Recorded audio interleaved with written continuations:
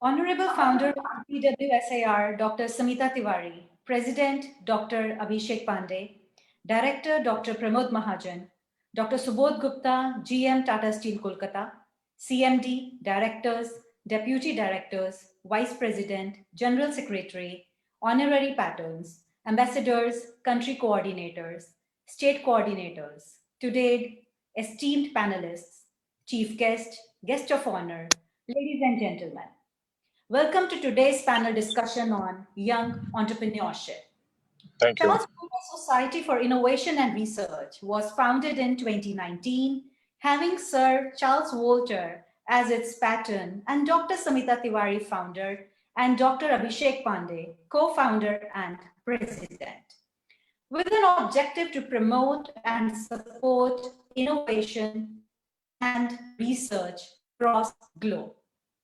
CWSIR's values are diversity, gender equality, dignity and respect, and an inclusive society. CWSIR's initiatives are innovation and research based to create a better society. CWSIR MeetX panel discussions aim to sensitize the society and provide awareness on the issues related to science, technology, economy, entrepreneurship, education, and human behavior. The panel discussions delivered are by industry experts, are thought-provoking, unbiased, knowledgeable, informative, inspirational, and lead way to further research and innovation. CWSIR aims to have inclusive conversations, those represent diversity of voices and unleash new ideas. Today's topic of discussion is young entrepreneurship. Young entrepreneurs have access to education, research and development, innovation and invention, opportunity to build from scratch, strength to build a better world, speed, cutting-edge space technology, creativity, brilliant ideas, courage to take risks, a new world to explore, and so on. Young entrepreneurs lack that they don't have perfectly is experience, abundance of resources, practical know-how, patience and tolerance, healthy environment, moral and values to serve selflessly over making big and quick money, and so on. Whole world has set the eyes on young entrepreneurs. That is a privilege and a pressure. We look forward to hear from our esteemed panelists about their research, experience, thoughts, knowledge, and innovation on how to bridge this gap and tap the potential of young entrepreneurs to build a better world. Now I give the floor to our esteemed moderator, Ms. Pratiksha Dikshit, who is a remarkable woman leader in face of principal of Springfields, Moradabad. There's a girl in front of my PG standing there and she is standing in the. Thank you so much, ma'am. Thanks a lot. Am I audible, Pramod sir? Okay. Yes, you are audible, but you are also connected by two devices. Okay, carry on, no issue. Carry on, no issue. Yeah. Fine. Hello, everyone. Good evening. Assalamu alaikum. Drastuvet. Gunaidin. Mahaba. In short, greetings to all. As ma'am has introduced me, Pratiksha Dikshit from Moradabad, and it's an honor for me to be the moderator of this panel discussion on a very relevant topic, young entrepreneurship, and to welcome everyone to our MeetX panel session. Following the traditional legacy of seeking blessings from the Almighty Lord for world peace, before commencing the event, let's begin with a prayer song. Because this is the need of the hour, we must seek blessings of God Almighty, especially during this pandemic time when we are facing a lot of challenges.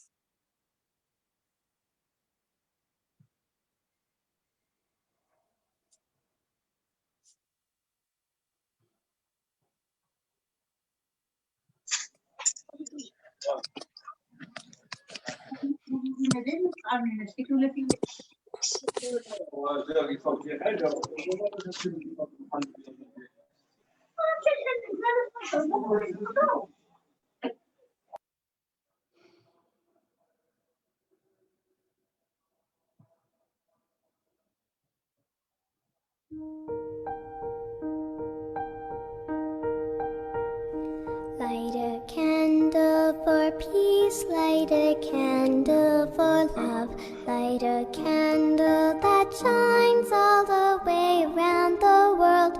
Light a candle for me, light a candle for you, that our wish for world peace will one day come true. Light a candle for peace, light a candle for love, light a candle that shines all the way around the world. Light a candle for me, light a candle for you, that our wish for world peace will one day come true. Sing peace around the world. Sing peace around the world. Sing peace around the world. Sing peace around the world.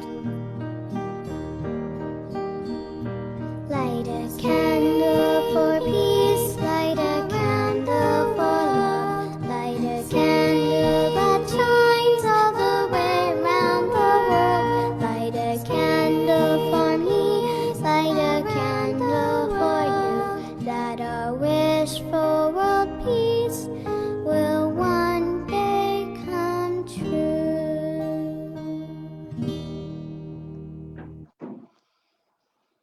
Thank you so much, sir.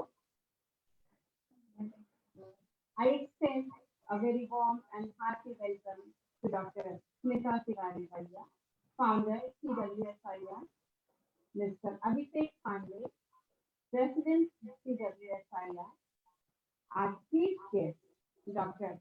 S.C. Ipeleda Lillard from the University of Max-Zeta Kosovo, guests of honor, Dr. Babar Afzal, ethical hacker from Kashmir, our special guest, Dr. Gul Ekol Bayram, Associate Professor of University of Turkey, Mr. Pramod Mahajan, the Honorary Patron, CWSIR, and School Director and Principal of Sharjah Indian School, General Secretary, Sharjah Private Education Authority, Government of Sharjah, UAE, Ms. Harpreet Kaur, Ambassador, CWSIR, and also an entrepreneur from Delhi, Vice President, Ms. Malika Dewan, CWSIR Directors and Office Bearers, and the versatile viewers. It is an exceptionally extraordinary initiative of CWSIR to provide the prodigious opportunities to all the educators and entrepreneurs across the globe, and thus my world. Through this meeting panel discussion, you will learn exactly what you need to do step by step for sure to scale greater heights. So, this session will surely help us all achieve clarity on what is known versus what is a speculation or even exaggeration about young entrepreneurship. Let me inform everyone to kindly speak within a limit of 8 to 9 minutes because of time restriction. We have to take care of all audience too and viewers. So keep yourself muted during the panel discussion and also for the safety and security purpose. We'll lock the room once the next panel session will begin. So I request you all you join this meeting room. At the end of the session, we'll have a question answer session, which you can put in your chat box. Let me welcome Dr. Dheeraj Malhotra also. He is the director of CWSIR. Welcome you, sir. Oh, he is doing. Welcome you, sir. Dr. Dheeraj, we welcome you to this meeting panel session. So now let me invite our chief guest. This is a very informative and relevant topic that is affecting many of our businesses. And as we know, the topic is young entrepreneurs. Young means who is young? Young is the person who is creative, who is innovative, who is proactive, who is futuristic, irrespective of age. What is age? Age is just a number. And who is an entrepreneur? One who goes beyond, for whom even sky is not the limit. One who takes the risk, one who is a trendsetter, one who creates the history. So, this is a very informative and relevant topic, and our chief guest is Amit Us, and we are honored to have Dr. Lula from Russia, who is a dynamic lady, loaded with wisdom and unlimited in expressing her positive thoughts with her innovative approach. So, here comes Dr. Lula with the information about what we know as an industry, as well as innovation and research globally. So please, ladies and gentlemen, welcome our guest, Dr. Lula.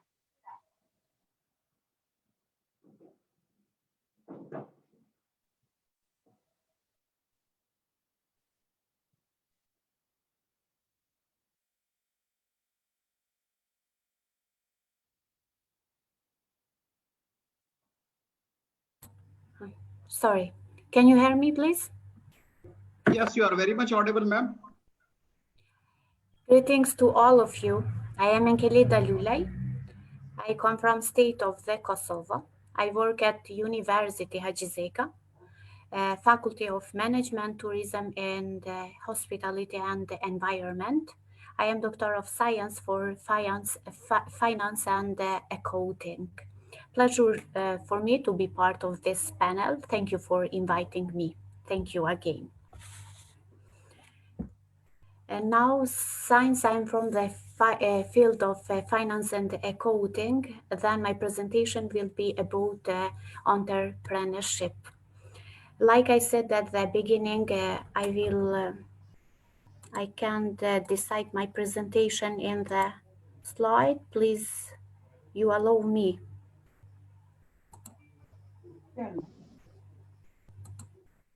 Okay, thank you very much.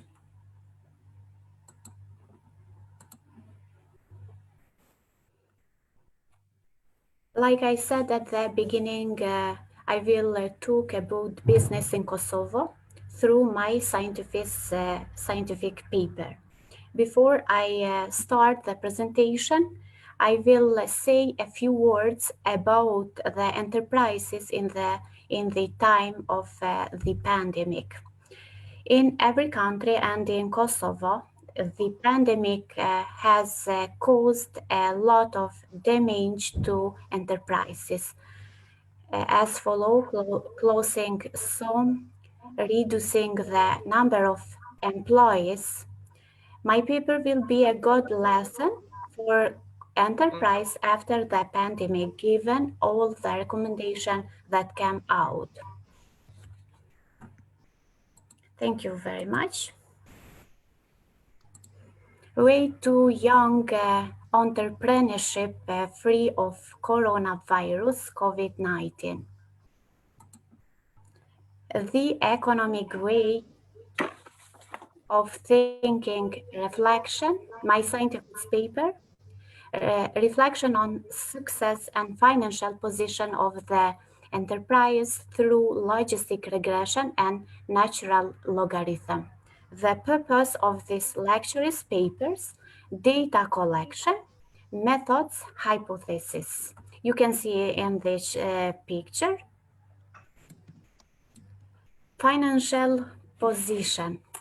Why financial position? Enterprise. Need for reflection on success and financial position. Number of enterprises, 100. Variables, 12. Hypothesis, results from logistic regression and natural logarithm.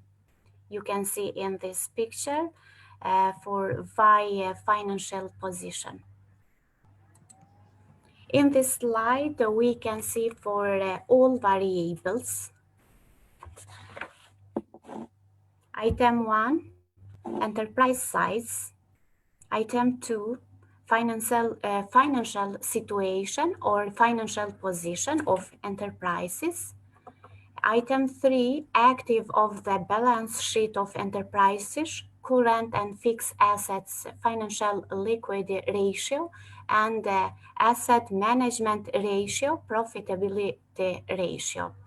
Item 4, liabilities from passive of the sheet balance of enterprises or financial liquidity ratio, debt management ratio. Item 4, incomes and expenses statement or total incomes, asset management ratio, and profitability ratio. Item 6 is return on assets, balance sheet, profitability ratio. Item 7, return on equity, balance sheet, profitability ratio. Item 8, net profit in the statement of incomes and expenses, profitability ratio. Item 9, exponent equation. Item 10, natural logarithm. P is profitability and L is logistic regression. This is all of variables in my scientific paper for financial position of enterprises. Results. In this slide, we can see results for financial position of enterprises in market through natural logarithm and mathematical equation.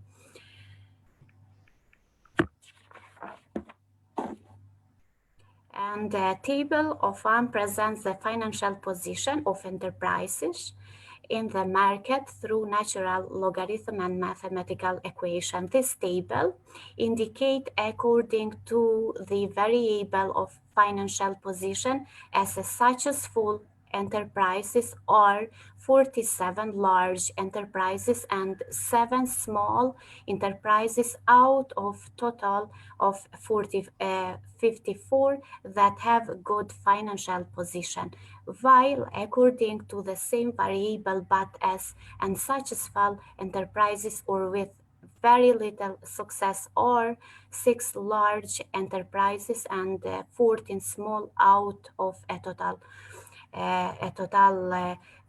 46.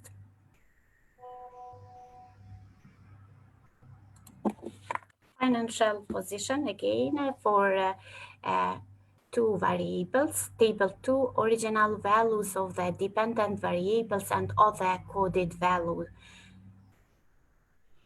This table indicates the financial position highly successful enterprises or 1, unsuccessful enterprises or with little success 0, and enterprises size large enterprises is 47, 6 equal 45, and small enterprises is 7, 14 equal 47.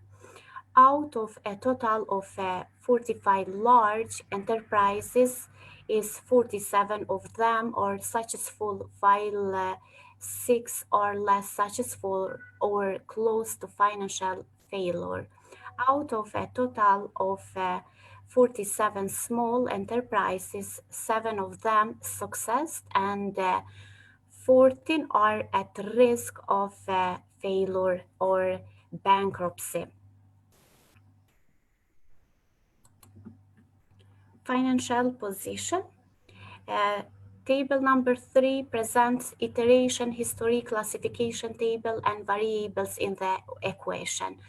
This table indicates that the value of the constant term is 0.260. The -2 logarithm logistic statistic, which includes the independent categorical variables model, is 47.99.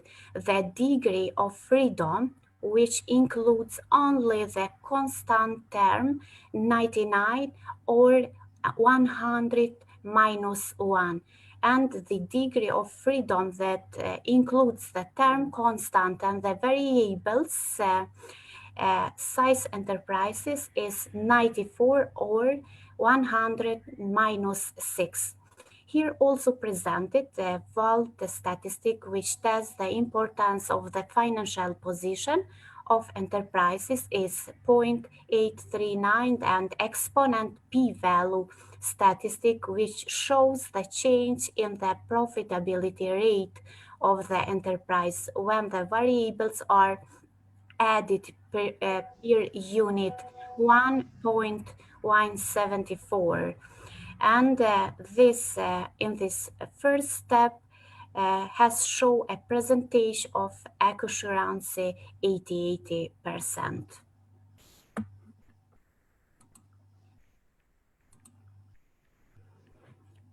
In this table, again for financial position of enterprises, the scientific research is 100 enterprises in my country, in Kosovo. The tables for variables that are not considered in different steps and periods. This table indicates the revolution value of Q-square at the end of the first step is 0.93 or p-value equal to 0.1%, and the removed x7. Q-square at the end of the second step is 0.881 or p-value equal to 0.2%, and removed variables number 4.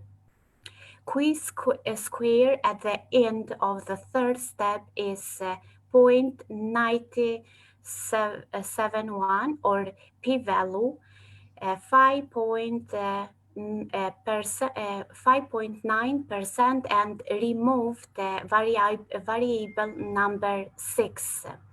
Q-square at the end of the fourth step is 0.923 or p-value equal 4.8%, and removed variable number 8.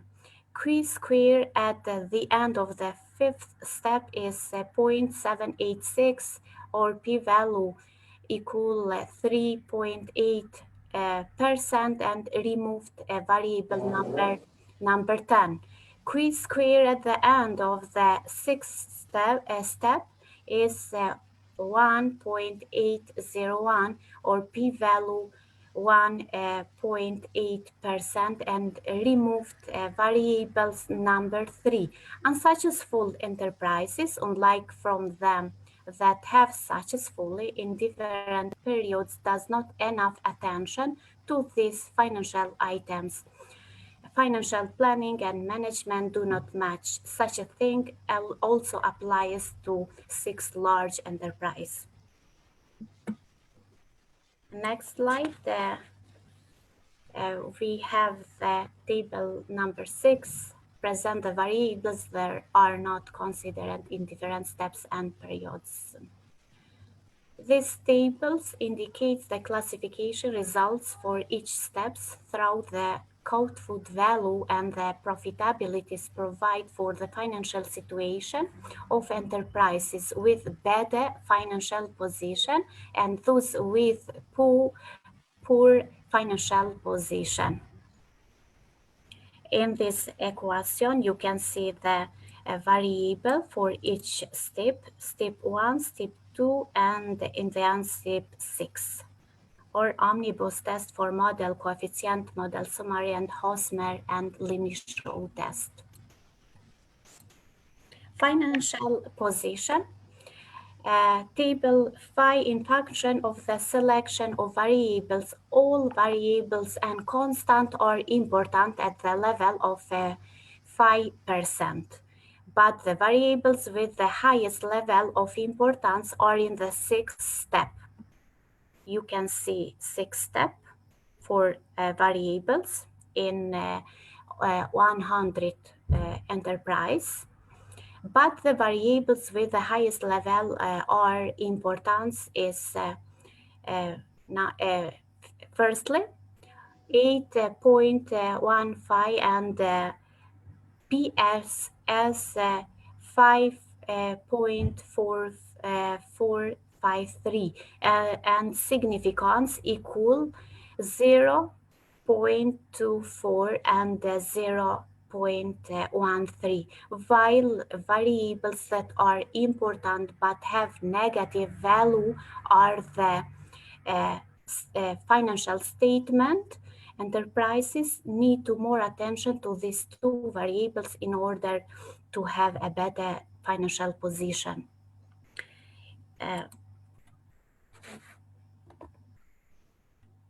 Financial position. This is the hypothesis for all enterprises. There is no relationship between the financial situation and size of the enterprises. And hypothesis 1, there is a significant relationship between the financial situation and size of the enterprises. You can see the equation for all enterprises. The purpose of this hypothesis is to look except the size of all enterprises and other variables incorporated in them. Do they have a greater impact on the success of large or small enterprises? Alternative hypothesis is confirmed because that there is a relationship between the variables MA and GF equal 1. Because the greater the number of financial transactions, the better is the reflection of financial position of the enterprises. Such a thing in the models is confirmed by large enterprises described as follows. The profitability of MA and GF from the set of independent variables AT and DT and FN and HT and RF. All variables for financial statements in enterprises is confirmed by the mathematical equation of logarithm, and you can see 7.83 equal 0.8939 or logarithm for 1.74 or 0.24. Due of rate of the possibility or the number of transactions they perform, large enterprises have a better reflection of the financial position than small enterprises, and the conservative of variables is more important is MA for size enterprises equal 1, then is MA size enterprises equal 0. Mathematical equation, you can see the logarithm, natural logarithm. And what should enterprises do in the future? The success rate of large enterprises was confirmed by 94.5% or maybe 95% is confirmed financial position for all transaction. what is the recommendation for enterprises? This research helps enterprises to predict success or failure in the face of competitors. Future thinking. The financial condition of the enterprises is very important to attract investors. Models used for this purpose helps investors and financial managers to see financial position of enterprises and as well to anticipate future financial situation by reducing unnecessary expenses. Other recommendation for enterprises is from this scientific paper is large enterprises need to improve the negative variables to continue successfully in the market, and some financial items or variables in some enterprises have financial fluctuation need to be done for their management and improvement efficiently. More especially, financial transactions that increase total cost during production and service. And the other recommendation is financial transaction must be carried out in accordance with financial planning, and small enterprises need to increase the number of financial transactions through accurate managerial planning. Thank you for attention. Thank you for your time. Thank you very much.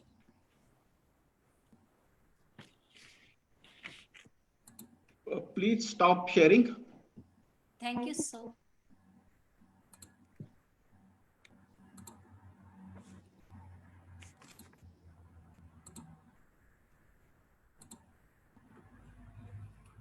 It is okay? Yeah, it's fine. Thank you again. So let me recognize the motivating presence of some of our officials we have joined now. Dr. Saudal Hassan, the honorary patron of CWSIR, who is associated with University of Cambridge. Mrs. Vandana Kohli, the state coordinator. Mr. Prashant, the state coordinator. We welcome you, sir. Thank you. Moderator, please proceed. Thank you so much. Thanks a lot, Lilaz ma'am. Your insight into young entrepreneurship was really wonderful. And your explanation about the financial, I can say, entrepreneurship during this pandemic time, the economic way of thinking, financial position of enterprises, using psychometric analysis, you have very well defined the young entrepreneurship. Thank you so much, ma'am, for giving us the wonderful insight. Now it is the time to welcome the panel members. We would love to hear from the galaxy of eminent personalities of their field about their success stories, how they converted the challenges on their way into stepping stones by bridging them with the cement of vision, hard work, and resilience. So, may I now invite a person who belongs to the community which produces steel, ispat, giving a strong base to our country, putting entrepreneurship in a frame of steel. Dr. Subodh Gupta, the General Manager from Tata Steel, Kolkata. So, we welcome you, Dr. Subodh, to this platform. Platform is all yours. Thank you, Pratiksha ma'am, and thank you, Pramod Mahajan sir. It is heartening to be here.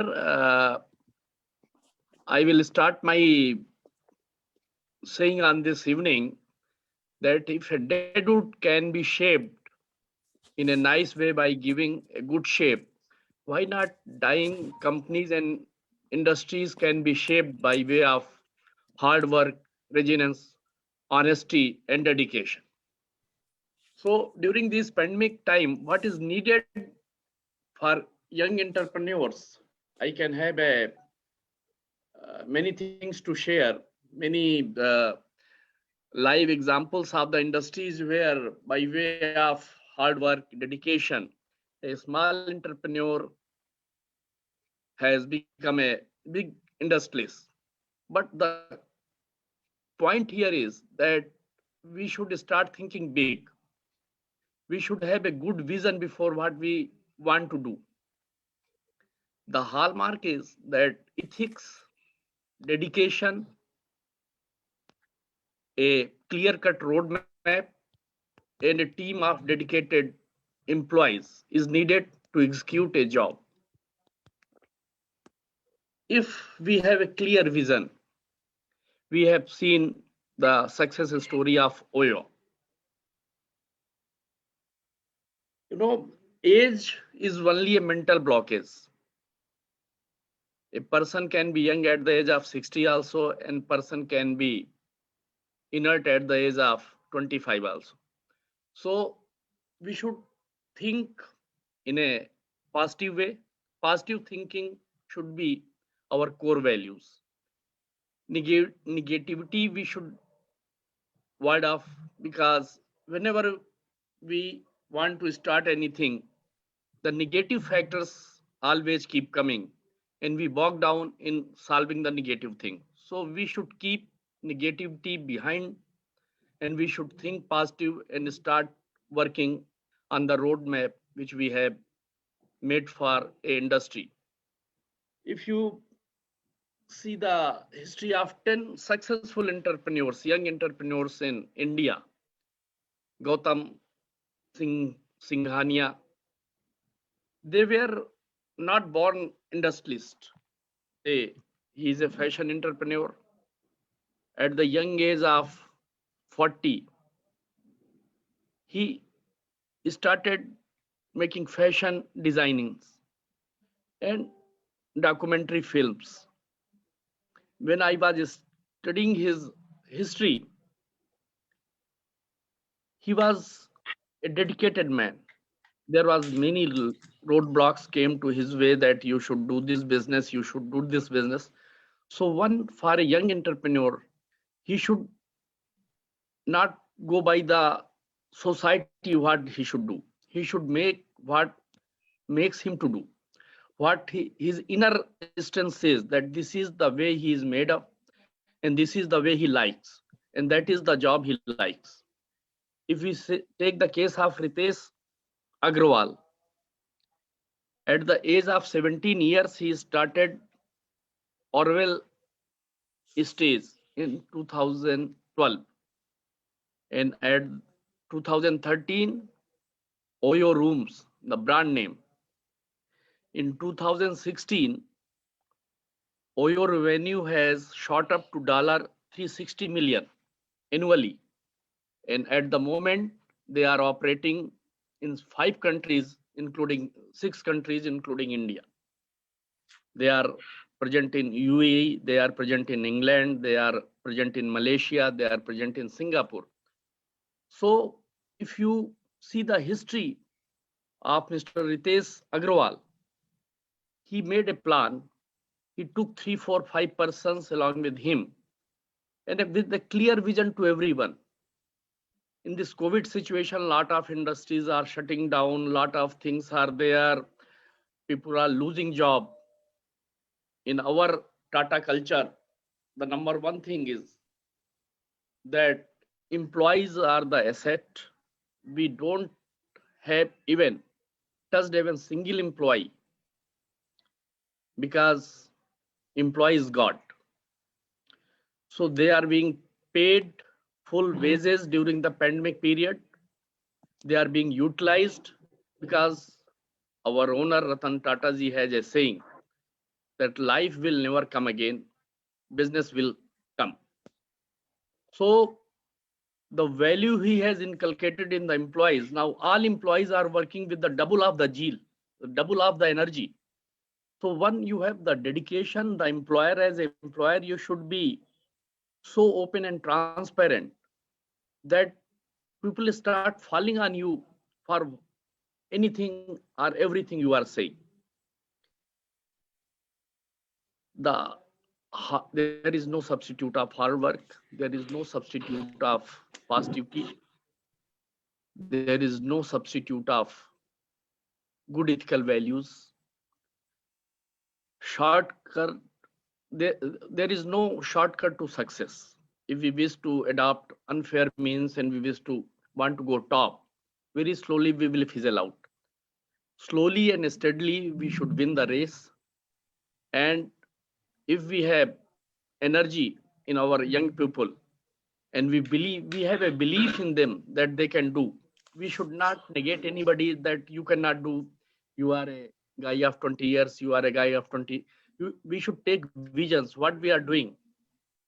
We have an idea sharing sessions where we can ask even a worker to share his ideas. And if his ideas are praiseworthy and relevant to the organizational growth, they are accepted, they are recognized, they are rewarded. So there are other panelists. I will certainly wind up by saying that we must see good future for our young entrepreneurs, and the country and the whole world has a big future, positive future, great future, and we should grow and prosper. Thank you very much. Thank you so much. Thanks a lot for an outstanding explanation about young entrepreneurship. You have touched on so many critical areas, like what one should follow to be a a successful entrepreneur. entrepreneur. We should always, be positive. we should start working enthusiastically. And you have given a very clear message, not to give up at any stage of life, giving the live example example of young entrepreneurs. and along with that, that, what should be the relationship between between employer and employee. employees. Thank you so much. sir.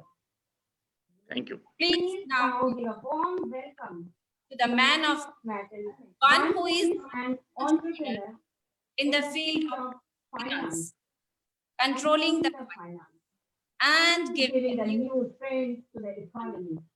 Ladies and gentlemen, please welcome Mr. Mustafa Haiti, and economist. from Morocco.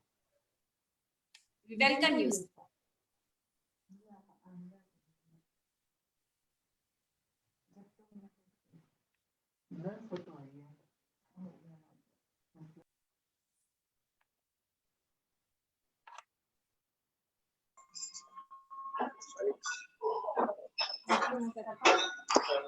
Hello.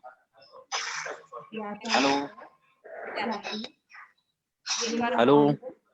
Thank you very much.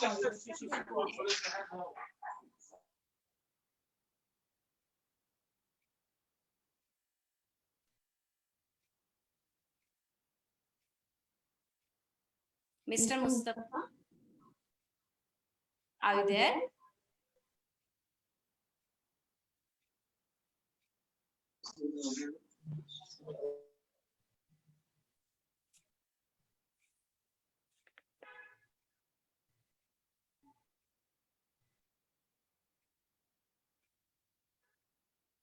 We are waiting for Mr. Mustafa to hear from you.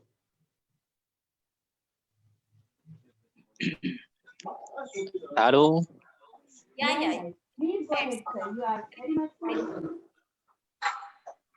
Yeah, you are audible, Mr. Mustafa. Hello. You are audible.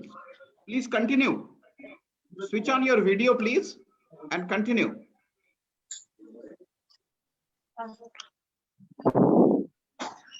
Hello. Please Check continue. that I have problem networking. You are visible.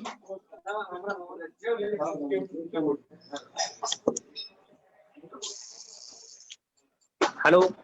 Can you hear me? Yes, yes. Hello. Yeah, we can hear you, sir. Carry on, please.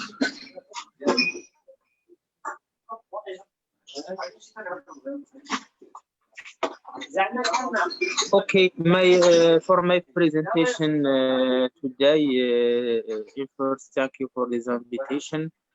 I think that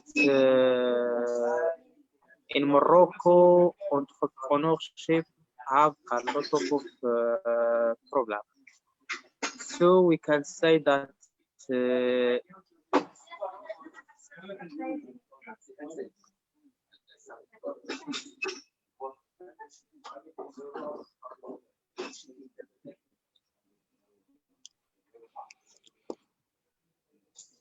hello.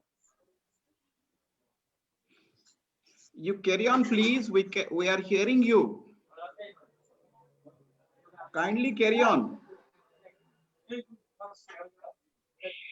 Mr. Mustafa, kindly carry on. We can hear you.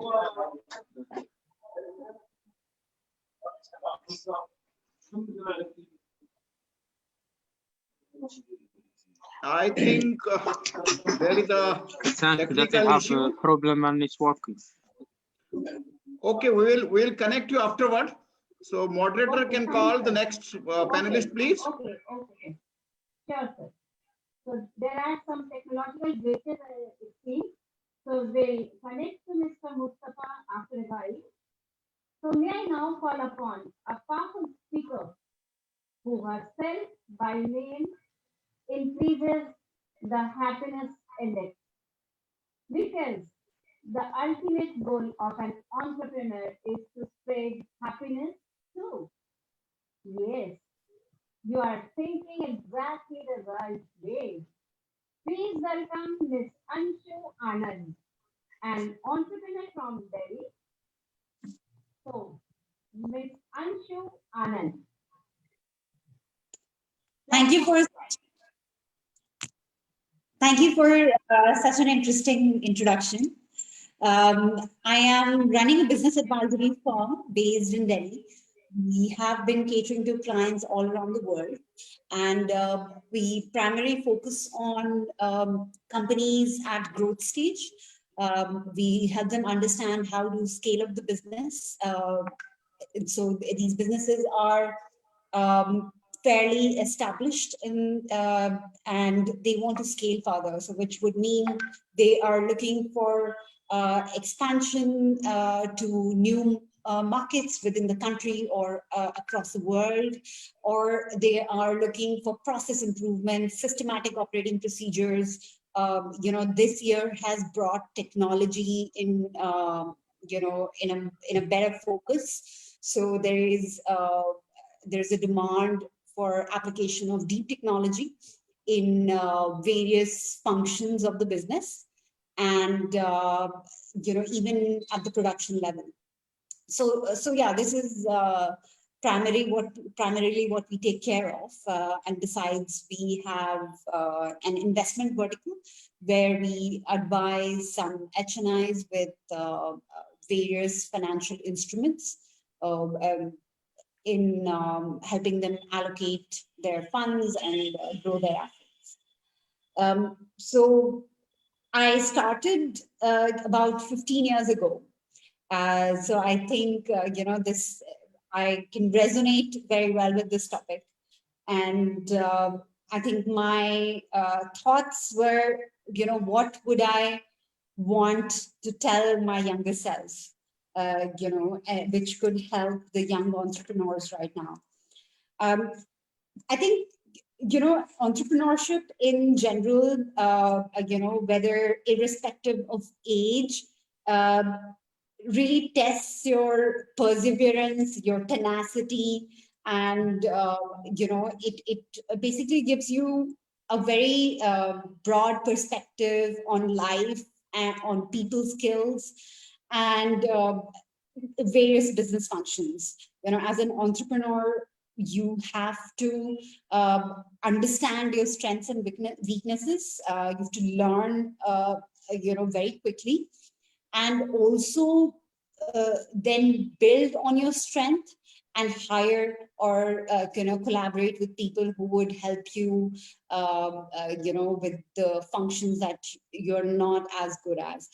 But apart from that, like, we have to, as an entrepreneur, we have to make sure that we know at least the basics of every business function, whether it is legal and, within legal also, it could be pertaining to HR, compliance issues, if your business requires certain licenses to operate, or it is pertaining to finance, accounting, and, using different AI-based technologies to help you do better accounting.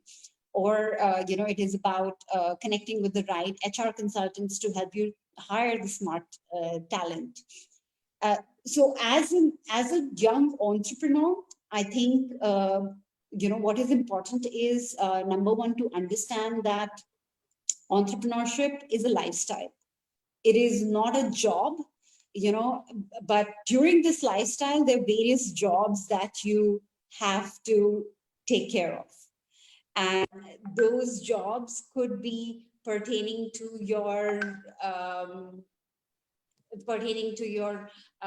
current line of work, or it could be something that you have to fill in as as a leader.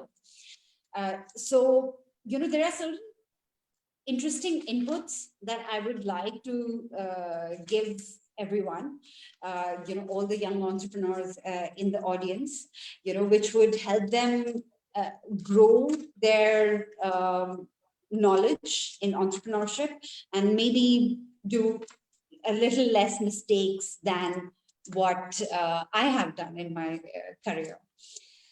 So I think number one, what we need to do is, have a clarity of vision for the next 10 years.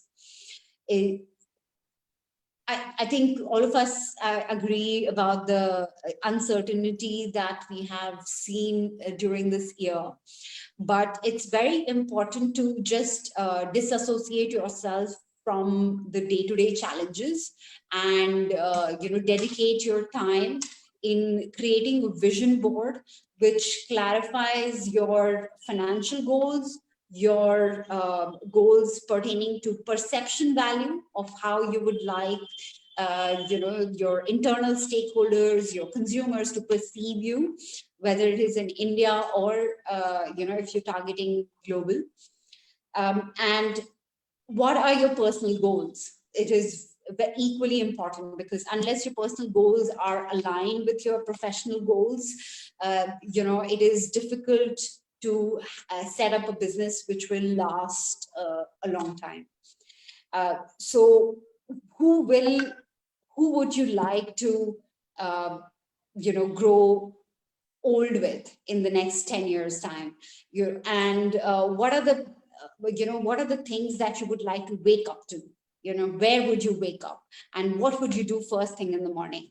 I think these are very basic questions, but it helps us clarify how our life could look like personally and professionally in the next 10 years. Besides that, it's very important to focus your time in upskilling. I think as entrepreneur, even after being in entrepreneurship for over 15 years, I am dedicating my time continuously on upskilling and trying to understand what are the emerging trends of the market, whether it is application of deep technology right now or the focus towards green economy. For you, it could be, getting a better know-how on finances or digital marketing. But it's very important to learn what are the upcoming trends, upcoming courses in your industry, and how can you make time to learn that and in a way, hone your craft of entrepreneurship. And I mean, these days now, we have so many amazing free online courses also available in case you're not able to physically give time to a university. And that requires focus and discipline. So focus and discipline, again, is something which has to be exercised, to help your mind be focused on taking care of every task that comes in our way, because as an entrepreneur, again, like every hour looks very different, and every interaction would be very different, and no 2 days are the same. No 2 months in terms of revenue might be the same. So it's very important to build, in the beginning, a practice of having a good focus and a good disciplined approach in time management or health and your diet, and even, of course, taking care of your business functions and the day-to-day operations. So what we could, how we could learn in terms of, the first 3 topics may sound very vague for somebody who has just started out. What do I learn? What should my 10 years look like? I think the best way forward is first do your research online, find out, the most inspiring corporate leaders that you can find, somebody who inspires you, how they dress up, how they talk, where they are in the business, it could be the top CEOs, CFOs, chief marketing officers, founders, co-founders. So it's very important to, give your time in researching on the people that would inspire you, and need not be one person, should not be one person. It should be a collective of various people with various functions who help you understand how the world is shaping up, what are their challenges in businesses, and so that on a day-to-day basis you can start learning from them. And on that note, it's also very important to reduce distractions from your life, and specifically social media, since it's so dominating in our lives right now. So remove Bollywood gossip or Hollywood gossip or anything entertaining that may not be supporting your long-term goals and vision, and replace them with people and companies who are helping you understand how the business works. And, apart from that, if we come to talk about tangible things that you can do right now, which will improve, your business in the next 6 months, is number 1, get down to calculating. Calculate your goals in terms of numbers in the next 6 months, in 3 months, in the next 30 days. What should your ideal income look like, and what are the necessary expenses that you see have to be taken care of in the next 30 days, 3 months, or 6 months. I think where most of the people miss out is writing it down. When you write something down, there is something magical that happens, honestly, and it actually brings a better sense of clarity in your mind, whether it is in terms of counting or it is in terms of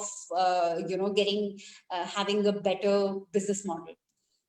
So write down your realistic financial goals, and then see how it is aligned with your with the first part that we discussed.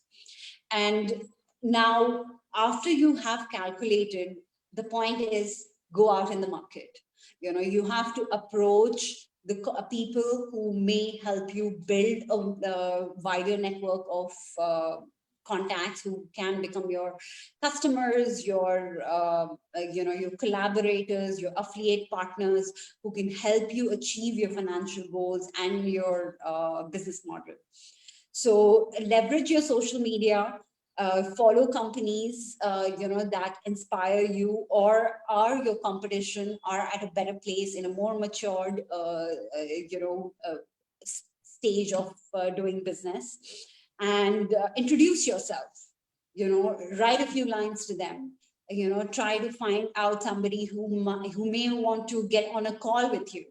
Sometimes even, a half an hour or 15 minutes conversation with somebody who is more experienced in your field or a competitor might give you one insight, which will just propel your your mission forward, or it would just help you with your day-to-day way of operating your business. And if required, just take a complete day off and dedicate it in creating a very clear and concise way of seeing your future. And after you have reached out to a various set of people, you've identified certain people who within your network and within your network who need to be leveraged to help you grow your business, it's very important to follow up. This is also where a lot of people miss out. We have to also understand from others' point of view that if they were not able to reply to you in the first place, maybe there was something unexpected that happened, the life got busy and they could not get back. So it is important to create a system, a very professional and non-intrusive way of following up with people who may help you in growing further. So my rule is to follow up 3 times, whether it is clients or to be clients or my network, and whatever reply you get, whether you are put on standby or you have been asked to connect with that person at a later date, 6 months later or 5 days later, put that in a calendar. My rule is that if something does not go in the calendar, it never gets done. Because we can have multiple to-do lists, but unless we make it a point to get it done at a particular time and a particular day, it keeps lingering on. And so, utilize all the tools that you have, whether it is email, text, and WhatsApps, and stay connected with the people who are important to you or who may be important to you. And then after following up, it is very important to now understand that, okay, now we have a certain base of collaborators or clients that who may be helpful for us in future. So it is important for us to build a practice and a process which is going to help in maintaining the customer relationship or client relationship. Now, social media comes very handy.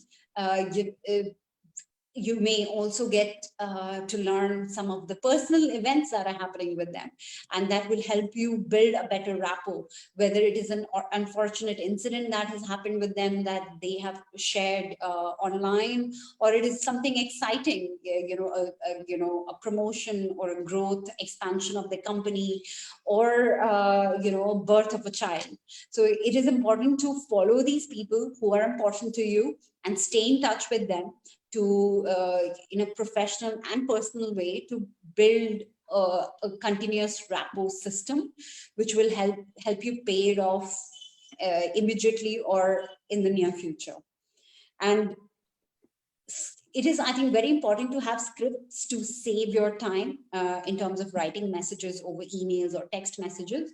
But it is also essential that you personalize the message, because it is very easy to understand what is a script. So personalize the message, take the time to write the script in a very personal way when you reach out to your potential clients. And above all, it is, I think, with communication, it's very important to have a genuine intention. Don't sound like, it is just a duty follow up. There has to be a genuine intention when you're connecting with someone.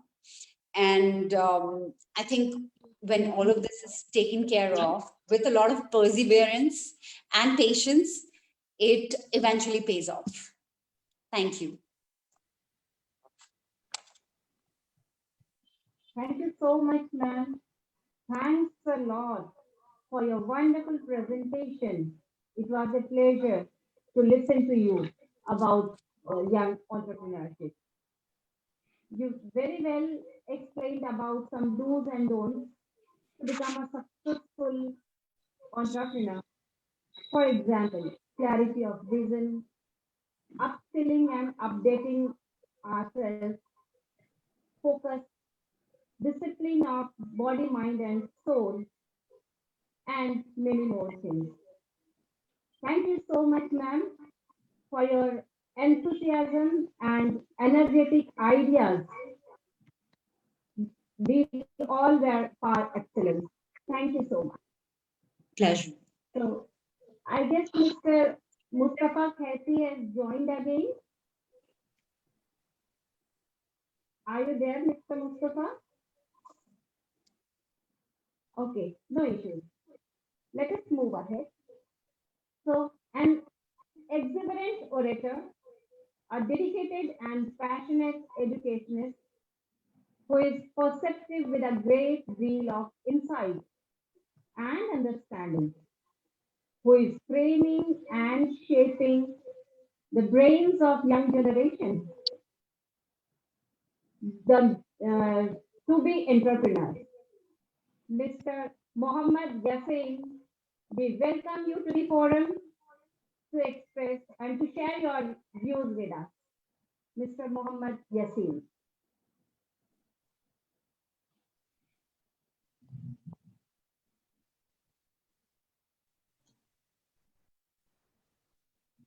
Yes. Okay, you are hearing? Hello? Yes, you are very much audible, sir. Carry on, please. Thank you. First of all, I am thankful to Dr. Abhishek Pandey, and I congratulate him on receiving the PhD degree, honorary PhD degree.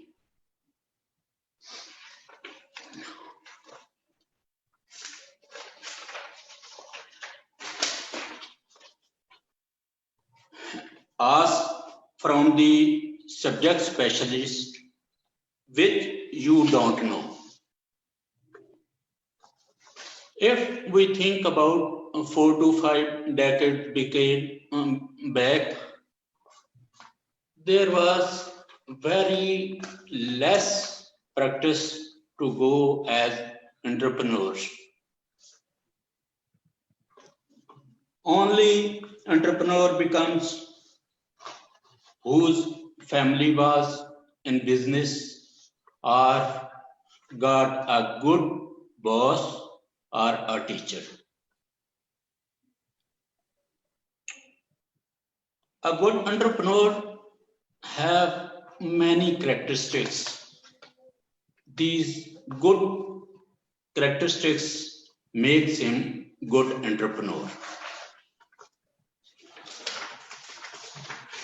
Today, I would like to share only 2 points from the characteristics of a good entrepreneur.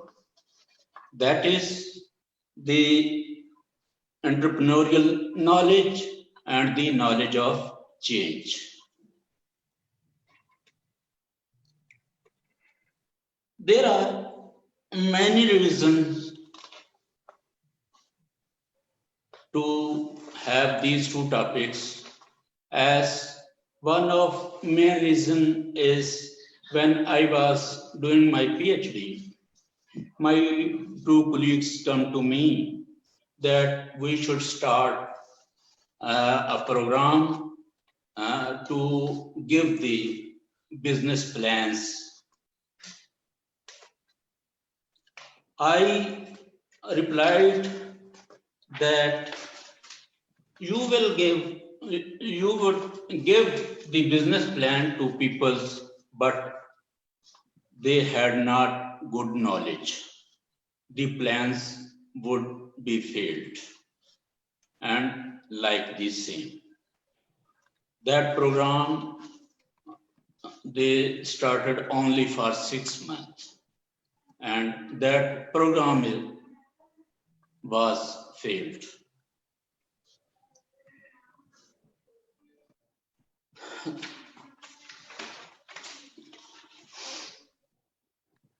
In my opinion, unsuccessful entrepreneur has these main drawbacks. The entrepreneurial knowledge has 4 stages. First stage, he should be graduated or have a good entrepreneurial knowledge. It means that if he has a good business degree, this is his good strength, his or her. And if he has not gone in any formal institute, already we have many examples, like Thomas Edison. He has not gone in formal educational institute.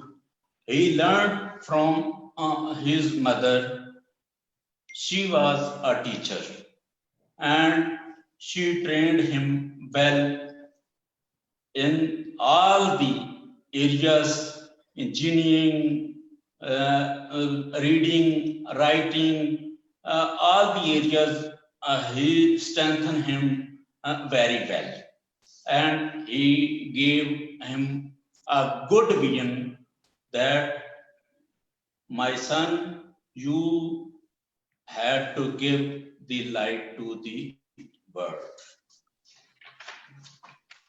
Thomas Edison had 1093 inventions. And entrepreneur has the second stage that is practical. What he has learned, he should have his own practical. This is a field which is like swimming, like driving, which has the knowledge as well as practical, both the sides. He should have good knowledge of communication skills, social skills, technical skills, interpersonal skills, and decisional skills. Then an entrepreneur has a good, should be a good listener. An entrepreneur should be listen to his teacher to solve his problems and his queries. He should listen to the competitors to gain the experience of the market. He should listen to the customers to innovate his product or service. He should listen to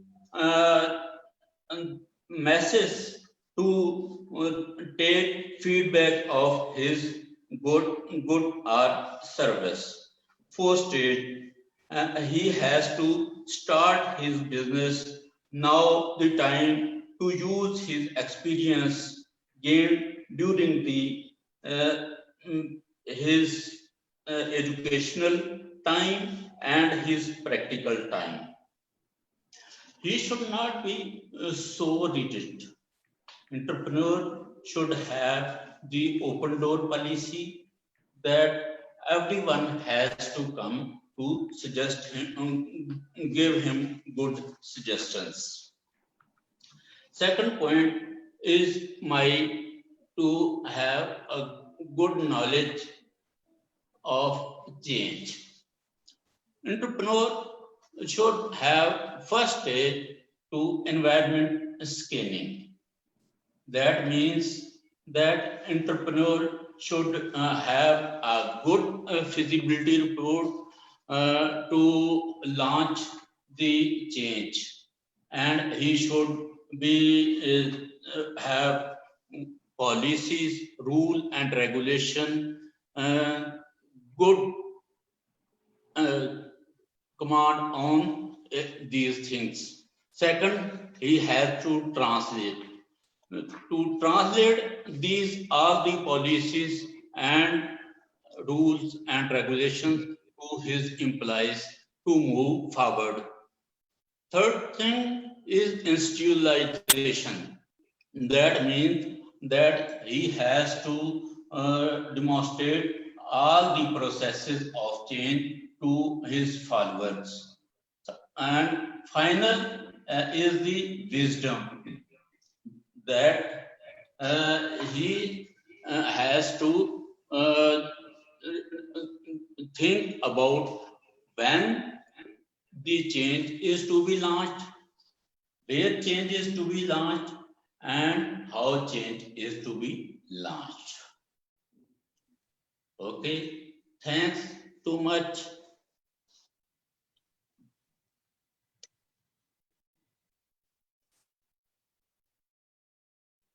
Thank you so much, sir. Applaud for your words of wisdom. Thanks for sharing your journey with us.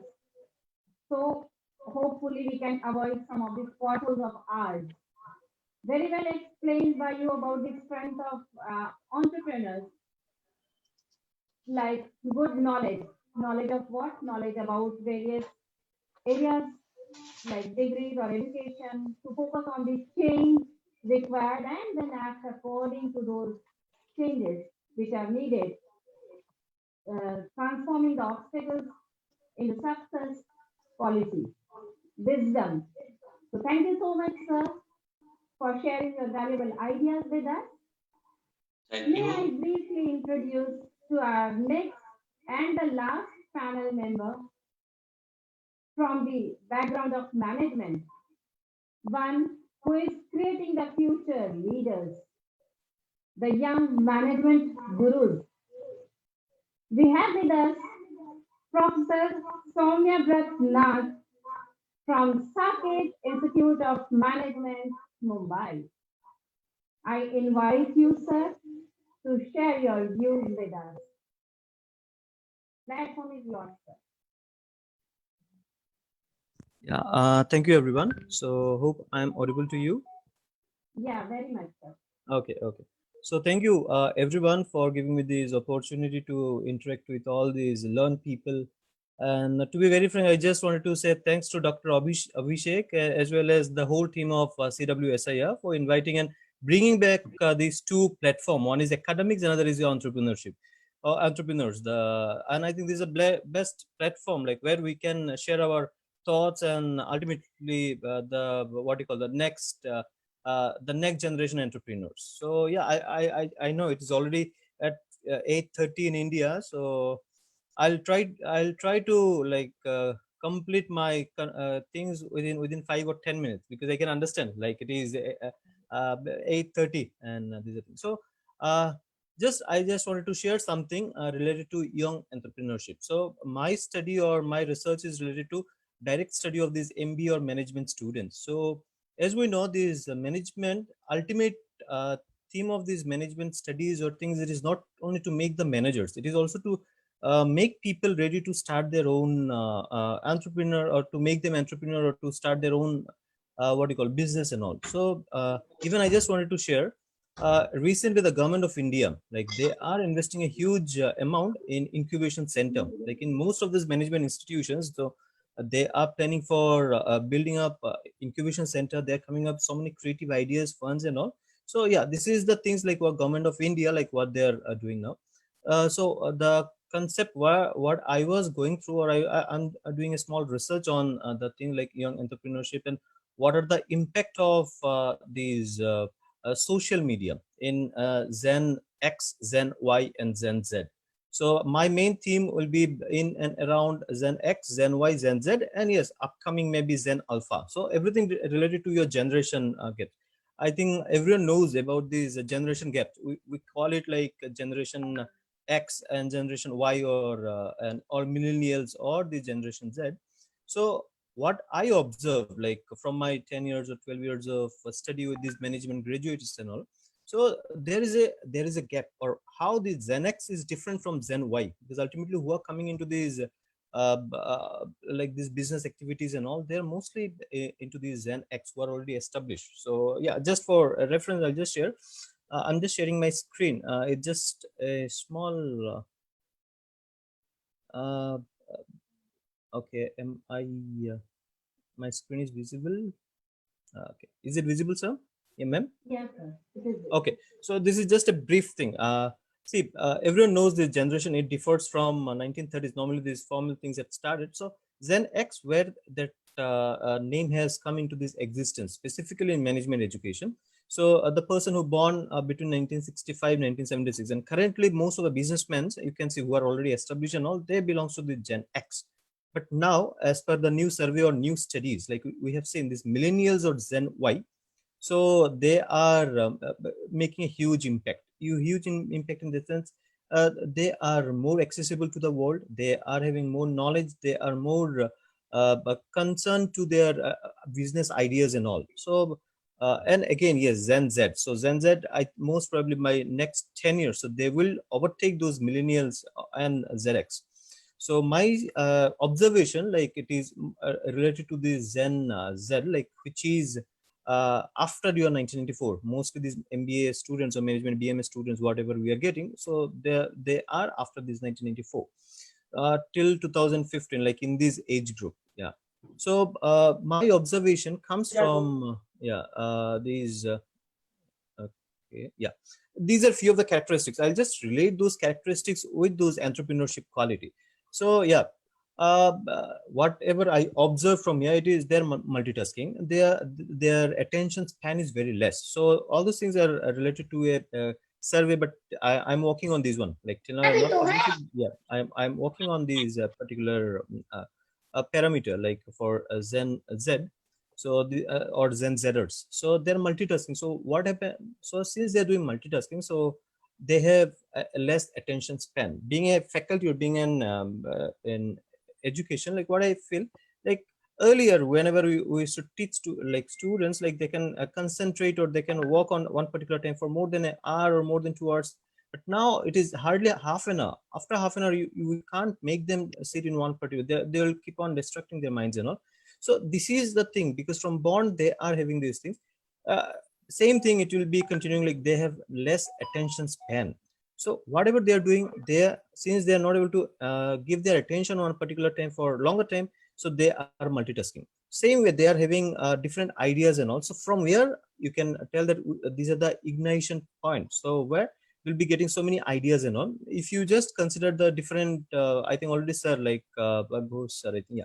So he has given a proper example, like how these new generation entrepreneurs, so they are very young and they have started in their 20s, in their early 20s, they have started the ideas. Even you can say that social media influencer. So that is also one of the things, like they are coming up with different creative ideas and all. So again, they are potentially pioneer, digitally pioneer for getting different social media inputs and all those things. They're optimistic. Why optimistic? If you just I ask some questions to my students or this simple.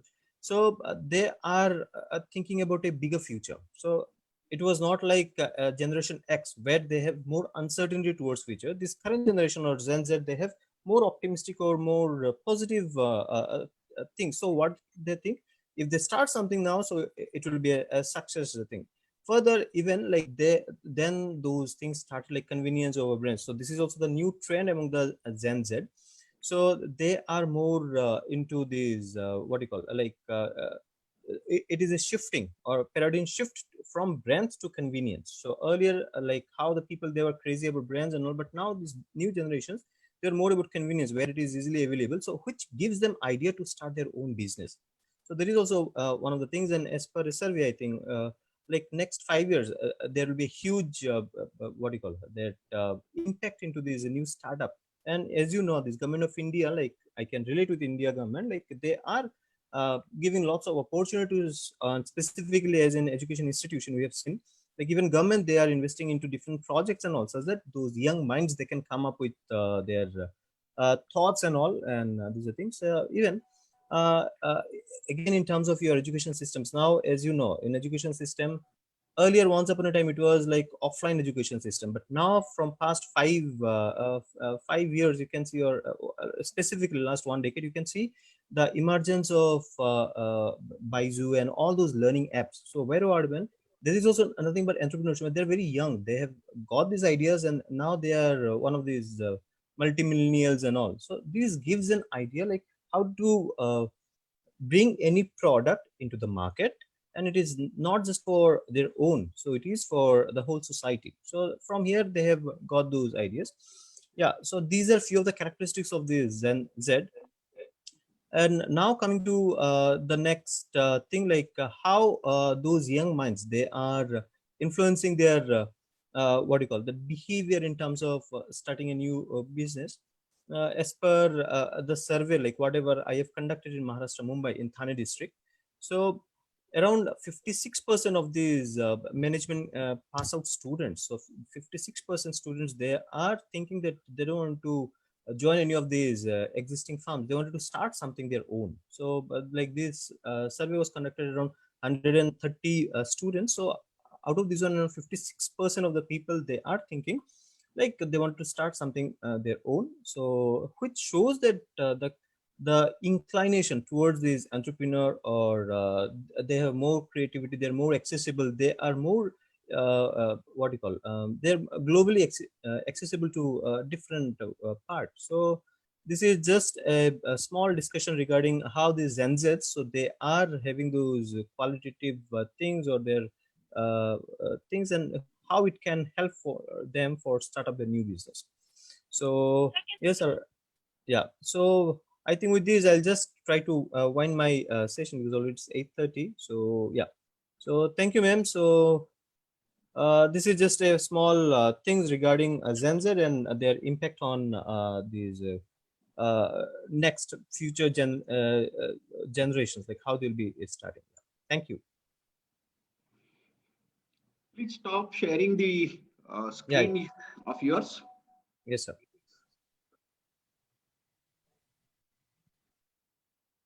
Thank you so much, sir. It was indeed a stimulating experience to have the pleasure to listen to you. You have explained very well the impact of entrepreneurship on social media by explaining about Gen X, Gen Z, etc., and the characteristics of 21st century entrepreneurs, like optimism, tolerance, multitasking. Thank you so much, sir, for sharing your valuable ideas about entrepreneurship with us. So may I now request Mr. Hetty to share his ideas about entrepreneurship. I guess he's online now. He has connected with us.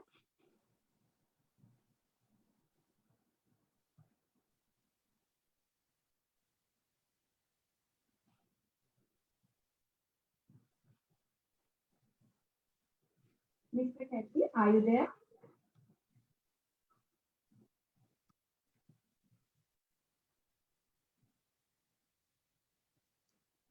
I guess because we admitted you a few minutes back.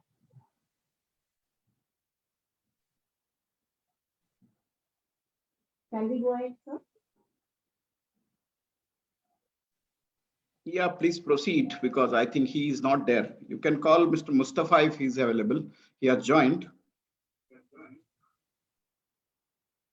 Mr. Mustafa, are you there? Sir, I guess there is some technological problem. He's unable to connect. Yeah, then carry on. Oh, thank you, sir. So we are now going to take questions. We received a few relevant questions from the enthusiastic viewers. So we'll be addressing them as and when time permits. First of all, I would like to put up a question in front of the panel. Any idea about how do we create an entrepreneurship culture among the university students? Or I can say, is there any right age to start giving this knowledge? Question is open to all the panel members. I request you all to please. If it is fine, let me know, please. Thank you.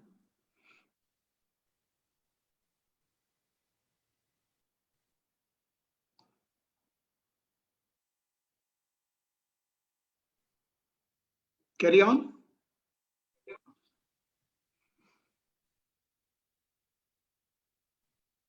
May I repeat the question?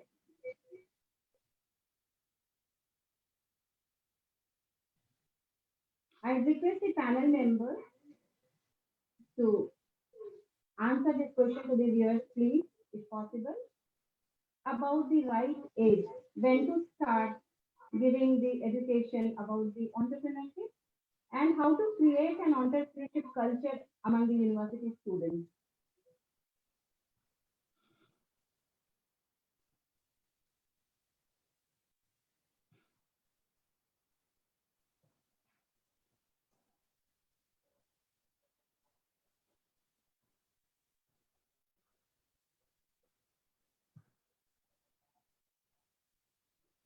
Okay, which I'll go ahead now.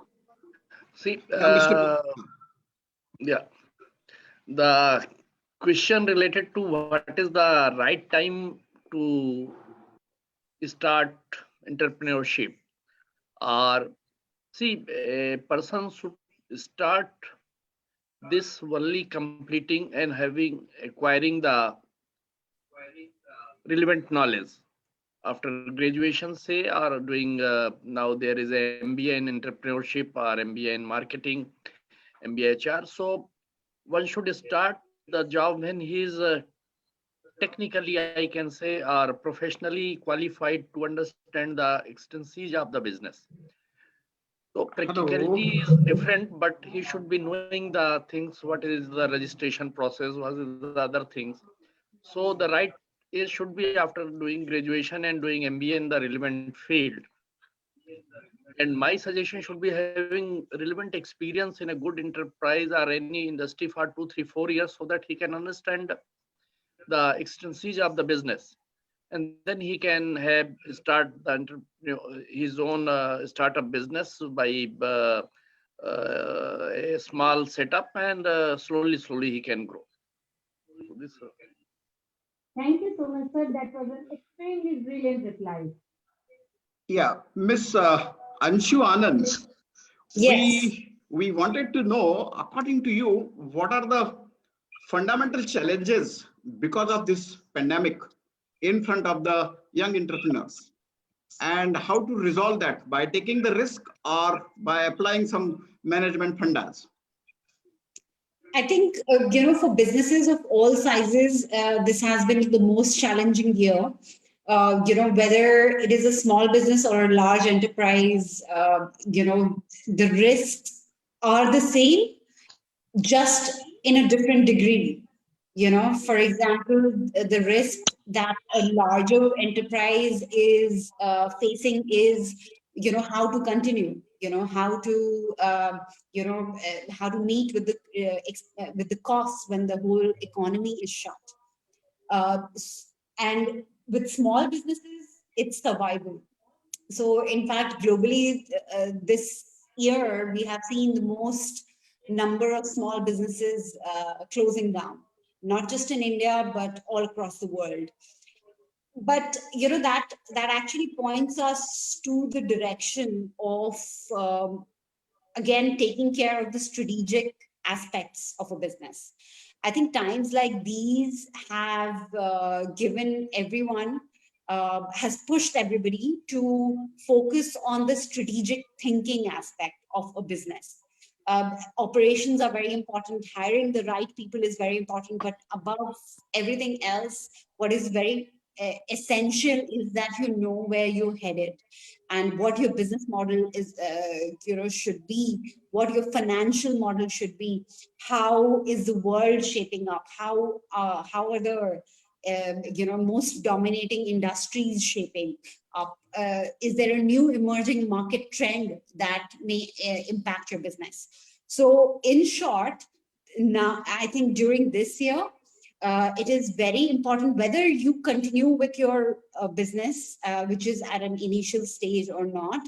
It is very important to disassociate from the day-to-day challenges and put your focus in strategic thinking. So strategic thinking, and now emotional thinking or strategist thinking, which should have a leading edge?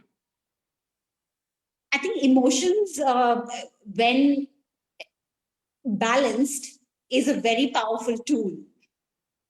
You know, without emotions, I mean, might as well, you know, have an artificial intelligent software doing the job for us. So I think emotions are incredibly important. I mean, without emotions, there will be no heart, no vision in the business. And I think as business leaders, you know, if you want to leave a legacy, if you want to create a business which will last more than your lifetime, or at least your entire lifetime, then you have to put the right emotions in place. And strategy is basically coming up with certain actionable ideas. You know, I have a certain vision. Let's say I want to create a global company which is going to affect the lives of 10 million people in the next 5 years' time. So that is the vision.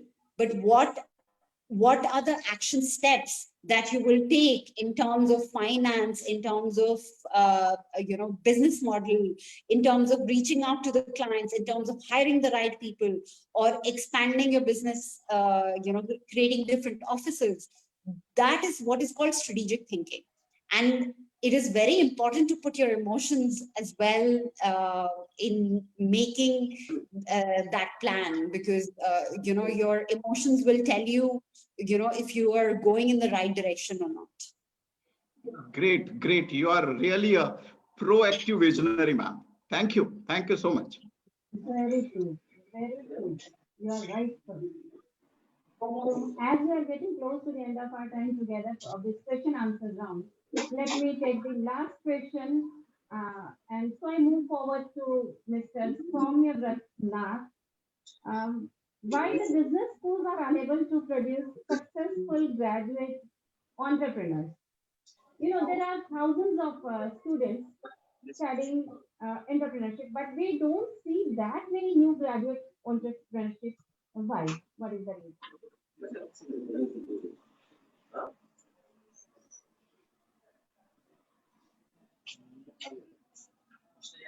Mr. Nath? Are you there?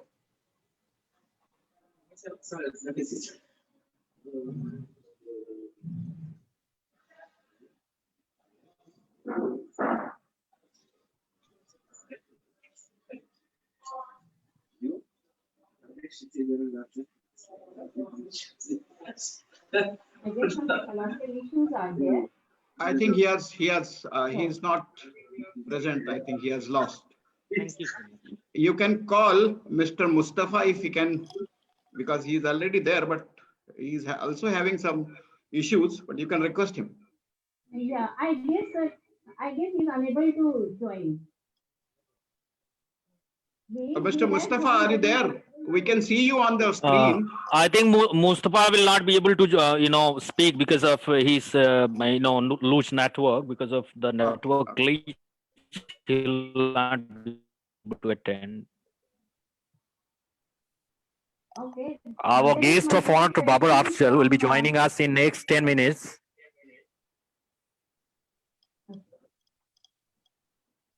There is one more question from Mr. Prashant Palakkade. He wants to know, can anybody and everybody be into entrepreneurship?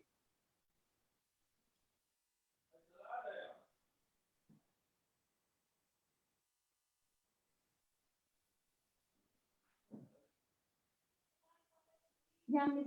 Anshu, can you answer this query? Can anybody and everybody be into entrepreneurship?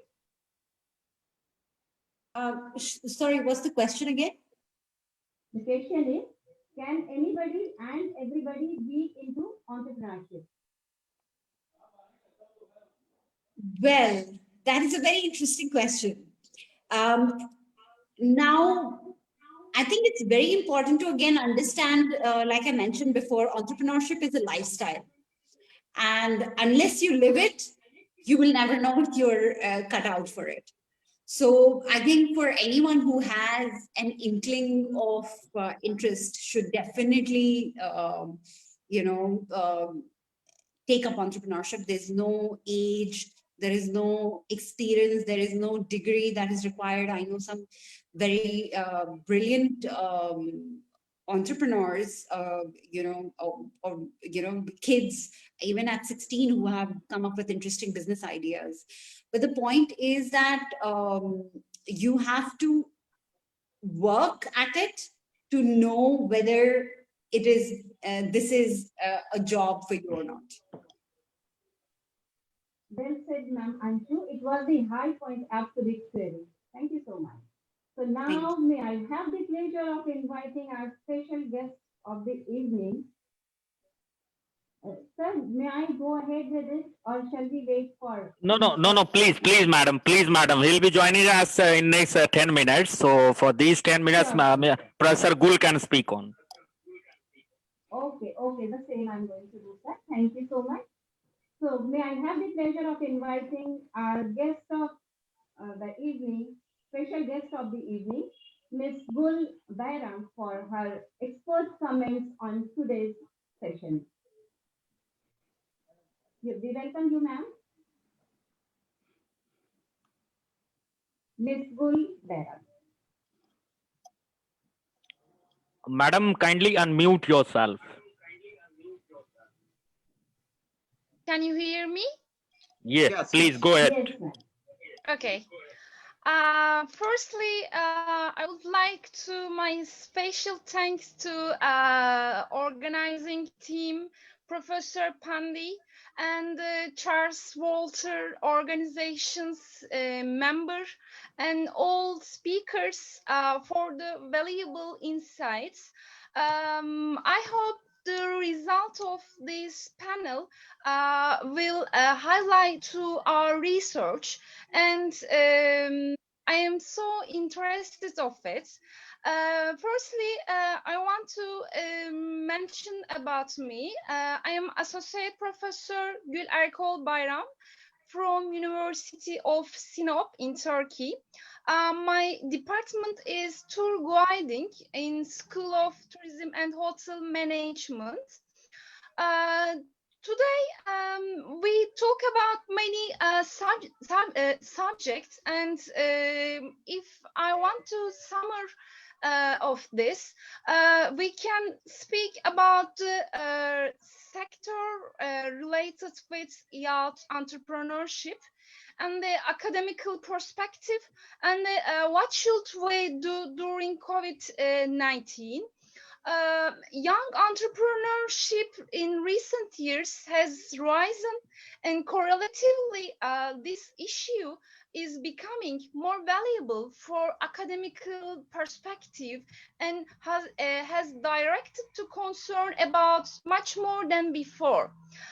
Universities, studies and textbooks are designed for students who are around their second 10 of year age, and students in this age are preparing with studying for their future, about which they have more general like ideas.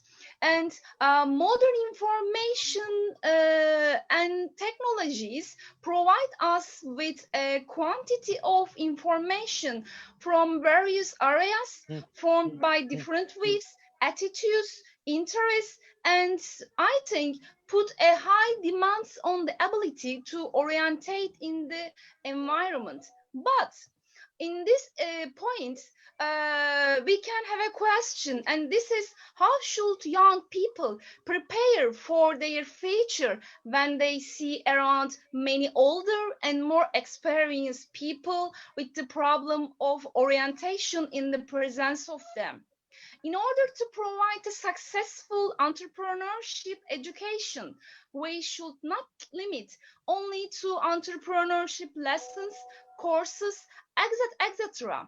We should also be supported intensively with the extracurricular activities.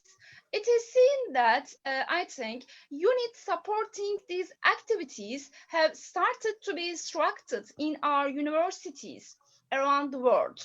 The most common of these units are, as you know, entrepreneurship clubs. The presence of entrepreneurship clubs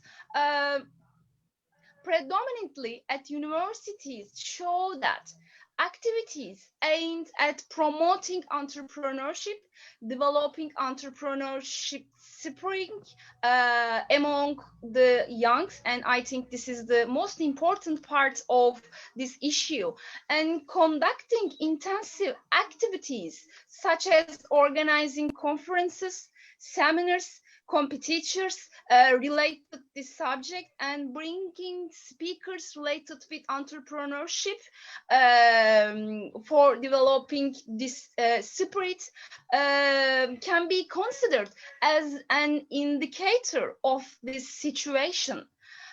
Universities not only encourage innovative ideas, but also play a role in bringing these ideas to life. The existence of units such as Technology Transfer Office, the offices in technoparks and other parts of universities also show the importance is given to the application and commercialization of the information produced. As you know, it is very important to be connected with the world outside of our university and to know the expectations and needs of sector. For this reason, maybe a variety of extracurricular activities that are an integral part of entrepreneurship education will ensure that the necessary arrangements in entrepreneurship education are made on time and accurately. As everybody knows that education is an old subject and develops in parallel with current needs, new information, need expectation, need technology, developing parts for centuries. And also, entrepreneurship education, on the other hand, dates back to 80 years, and this is so newly parts of our life. But starting entrepreneurship education at an early stage of education in our childhood, rather than university level, will provide many students with more success in terms of entrepreneurial perspective and mentality. And now, when we look at the real position and the sector of entrepreneurs, we can say that these days have a greater network to learn from them before. It is so easy for anyone to get online and find network events they can attend or just interact with others who have been through it already. Social networks are the main facilitators of this. Places, for example, Twitter, LinkedIn, Instagram, Facebook, have allowed young entrepreneurs to compete with each other and to compete with corporate world, as they have been able to build strong networks with other young partners and also gain knowledge from many others, young and old. I think that young entrepreneurs are not seen to be as much of a pushover as maybe they were previously. Many young entrepreneurs have made it in the past, for example, as you know, Bill Gates or Steve Jobs, but I think it is only now with the emergence of the internet that entrepreneurship has opened up for a lot of under 30 years, and this is able to take their ideas and go through with it. The barriers in our mind to entry are much lower, and the nature of many businesses have changed, giving young entrepreneurs the advantage in many industries, except maybe manufacturing. I think one aspect that is slowly changing is the acceptance of entrepreneurship as a viable career choice, especially when you are young and have no experience, but you have passion and idea, and this is the most strong part in this issue. Much of what we get taught in school is still a very old way of thinking. The education system for entrepreneurship can keep up with the way world and business is progressing, developing, innovating, and we should keep up with this. Only now are universities offering entrepreneurship courses legally, but to be honest, it is not just offering a course at university. The entrepreneurial spirit is something you have inside you. And it is a way of thinking, and it is something you grow up with. What about before university? Can we see that entrepreneurial spirit and let it flourish? Starting your own business while still being young can be discouraging, but surely it is more daunting when you are older and potentially have more to lose. So big steps have definitely been made, and with more media attention being put on the likes of Mark Zuckerberg.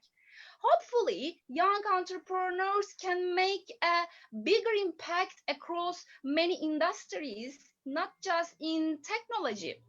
And now we can have a look at young entrepreneurs during COVID-19. As we all know, almost a year, we have been dealing with many negative ways, many negative happenings and lost. For example, our mother, our father, our sister has passed away, and we all were unhappy for this year. We have been exposed to pessimistic atmosphere. Some good attempt has been conducted by young dynamics entrepreneurs. COVID-19, yes, has fostered a way of innovation, both positive and negative, in the world of entrepreneurship. Researchers and entrepreneurs around the world dedicate their lives to create a feature for consumers and organizations. Scientific studies like us, along with considerable risk that entrepreneurs take, are essential for ending the COVID-19 crisis and designing new techniques to adapt to a post-pandemic world. While entrepreneurs are optimistic and resilient, the pandemic will require them to shift their business approach for decades to come. Although some business may have plumbed, other elements surrounding the pandemic will build the next generation of entrepreneurs. And there's a question also. Could there be positive outcomes for society and the business world during post-COVID-19? Yes, indeed, most of which is happening right before our eyes. The need for people to remain connected is crucial during a time of crisis. Business around the world have come together to serve their community like never before. Despite physical distancing measures, entrepreneurs have discovered many solutions to the issues surrounding the pandemic. Business leaders, researchers, scientists, and all people have found a way to foster connectedness even through great tragedy. Distillators have manufactured sanitizers for healthcare workers. Fashion designers have created personal protective equipment such as gown and mask. Individuals have organized fundraising sites for those who are struggling and out of jobs, and our prayers with them. The outpour of cooperation and assistance since the start of the pandemic is nothing short of miracles. Remote work has become the new norm, as you know, allowing people to work from the comfort of their own home. The adaptability seen from organizations that manage to migrate to a virtual setup within a matter of days has been remarkable. A push in technology has also provided a way to maintain social connectivity. Meetings have been replaced with virtual rooms, virtual forms of communication, such as Skype and rooms such as now. Sales in companies such as Uber Eats, DoorDash, and Chavi.com have skyrocketed, providing jobs for those who may be struggling. Other major technology companies such as Google, Apple, and Amazon have accelerated the use of online interfaces, also providing jobs to those who may be unemployed or looking for a second job. Ultimately, young entrepreneurs today have been faced with a new reality that will shape them into resiliency. Successful companies like Airbnb, Slack, Venmo, Square, and all of them originated as a result of the economic recession in 2008, as you know.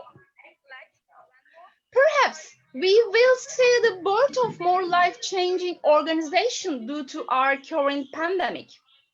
Entrepreneurs are people who recognize and act on opportunities to promote positive social change.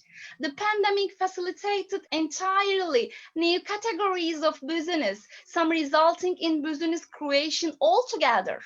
Organizations that choose to capitalize on circumstantial changes will succeed, and the one that you don't feel get disrupted.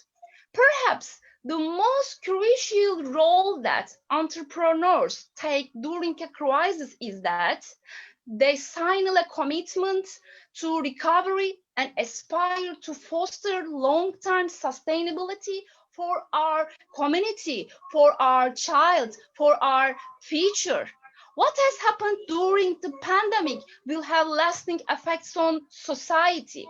However, the entrepreneurial initiative and dedication of scientists have sparked optimism worldwide and may construct the foundation for the next generation of the entrepreneurs. Thank you for attention and thank you for listening. Thank you so very much, ma'am, for your valuable and wonderful ideas about entrepreneurship and, I can say, academic accountability in collaboration with co-curricular activities and by constituting entrepreneurs club and many more things you have explained very well. The barriers which are there in the way of achieving the goal and objective.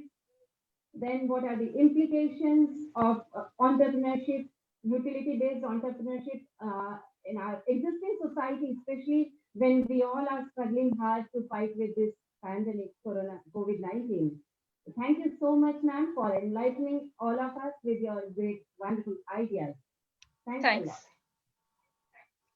So now, I consider it a great honor to welcome our guest of honor, Dr. Babar Afzal, who is a hacker, but yes, the ethical hacker from Kashmir, who deals with the trading of Pashmina.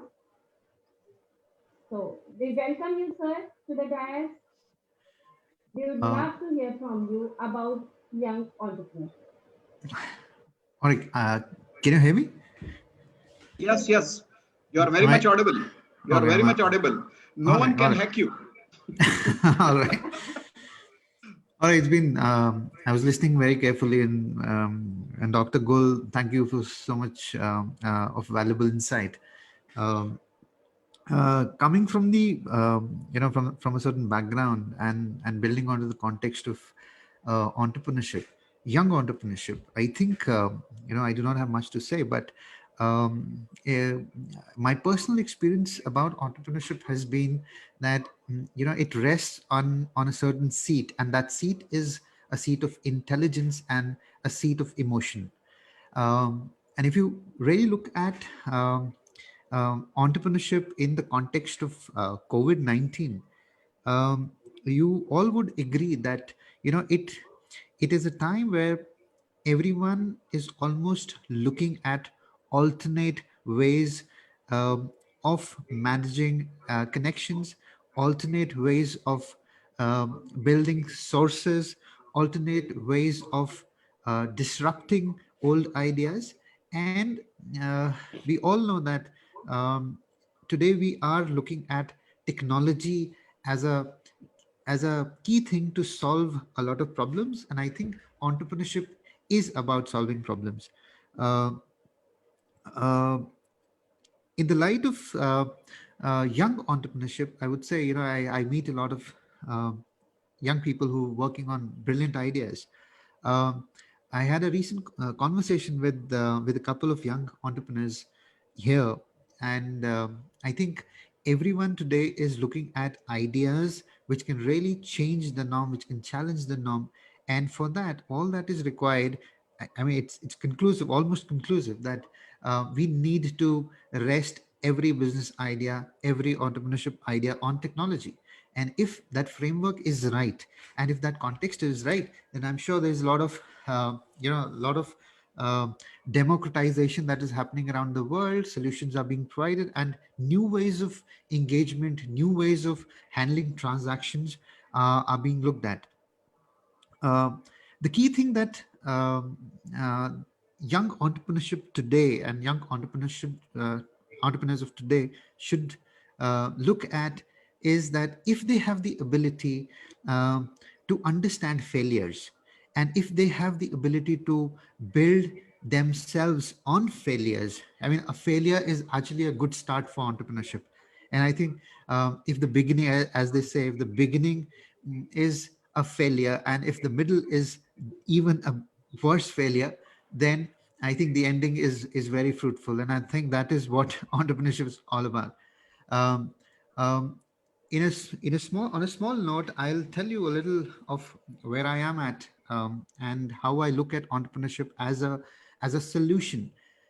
I am in a place called Jammu and Kashmir, India. If north of India, if people from other parts of the world looking at it, they might not know. This is a place which has a fantastic ecosystem of Pashmina, which is spread across the Himalayas, and these Himalayas spread across India, Bhutan, Nepal, and China. Now, the way I have been looking at solving a problem, I think entrepreneurship is a solution to a classic problem which has multiple layers. And these layers, I'll give you a quick 1-minute brief on what it is. Pashmina, a lot of people know about Kashmir and Pashmina, and mostly women know about that. Now, there's a certain ecosystem which is spread across Himalayas, and the terrain is where the temperatures fall between -30 and -40. They go as low as -40, and we're talking about an altitude which is 15,000 feet above sea level, where it is practically difficult to even breathe without an oxygen cylinder. Now, this is the place which produces the finest Pashmina known to man. And the problem is that we're talking about climate change in that, because we know the real impact of climate change is happening in Himalayas. And there's a serious erratic cycle of climate that is forcing a lot of communities to migrate. Now we look at one ecosystem and we look at multiple problems. There's geographies, there is wildlife conflict, because Pashmina comes from a very delicate animal called the Pashmina goats. They produce that inner coat in extreme winter, and that hair is used to weave those luxury scarves, as you call them. Now, looking at a problem which is so widely spread, which directly and indirectly touches 1 million people, a marginalized community, where there is no technology, there is no internet, and a community which produces this and which almost owns the ancient religion of Himalayas. And there's a delicate species at the center of it, which produces scarves which are sold in almost 100+ countries around the world. Now, in a place where almost we know that there's a standoff between India and China happening, it is exactly that terrain where this standoff is happening. This is where the Pashmina goats really live, and that is the center of the ecosystem. Now, looking at solving a problem, And when you see there's so many complex layers to an ecosystem, entrepreneurship is a solution to solving a crisis, which talks about sustainability, which ensures that there is balance in the ecosystem, and all of that on one side, which is the backbone of the ecosystem, which produces the finest pashmina known to man, and then it is exported to different countries. So how do you ensure that this ecosystem is preserved on one side, and on the other side there is sensitive buying that is happening around the world? Now, to solve this, one, entrepreneurship is a solution, and there is something called social entrepreneurship we talk about today. There are youngsters who have to be brought into this ecosystem. The ecosystem has to be looked at from different lenses, not just from the lens of commerce, because today entrepreneurship is not just limited to understanding a case or an ecosystem from the lens of commerce, but to look at it from different lenses, like a lens of ecology, economy, art, culture. There's so many lenses through which you have to look at the same ecosystem and then propose something which adds meaning to the whole value chain, which ensures that every component of the old ecosystem is preserved, and then there is a solution which democratizes the whole thing. I mean, so there's no monopoly in that ecosystem. I think entrepreneurship is about being one sensitive to every part of the ecosystem or the value chain of the product that you touch and you want to take to the market. And second, you have to be strong as a technology solution, because we all understand, look at the way pandemic has left all of us. We are on Zoom now. If we reverse this, how many of us even knew there was something called Zoom available, right? So Zoom is the new thing now. So this is where we will learn. There are a lot of people in Silicon Valley who make statements every day. They say that 90% of the people in the world do not even know the speed at which change is happening, do not even know that there is something happening, and they cannot even judge the speed at which the technology is taking over. We know there is AI, we know there is technology like blockchain, we know there are solutions which talk about VR and virtual reality and augmented reality. Only if, as entrepreneurs, we understand the context in which we propose a technology solution is where real change happens. And this is where we have a lot of unicorns coming from, within India. There's so many youngsters today in India who are coming up and who are becoming unicorns, billion-dollar companies. The only reason why that is happening is because we have had a very strong technology backbone as Indians. And I think we are in a position, and every young entrepreneur today has to rest his case on a very, very strong technology framework. It could be, even if it is social work, it is to that level. Even if it is social work where you really want to feed 10 people, you really want to help 10 people, you can do that 10 if you're in front of them. But what happens when you want to feed 10 million people? Technology is the solution. Scaling of any solution requires for young entrepreneurs today to understand that technology is the only solution to scale anything. I mean, if you really rightly understand any problem, first, it is important to understand the problem in its right context without any bias. That is one. And second, if you're able to see the problem without any bias, you can do that, but even a fool can then propose a solution. I think the real challenge for entrepreneurs is about only defining the problem in the right context. And if you're able to do that, I think from there, the solutions start coming in, and I think a lot of problems are solved. So this is where we are.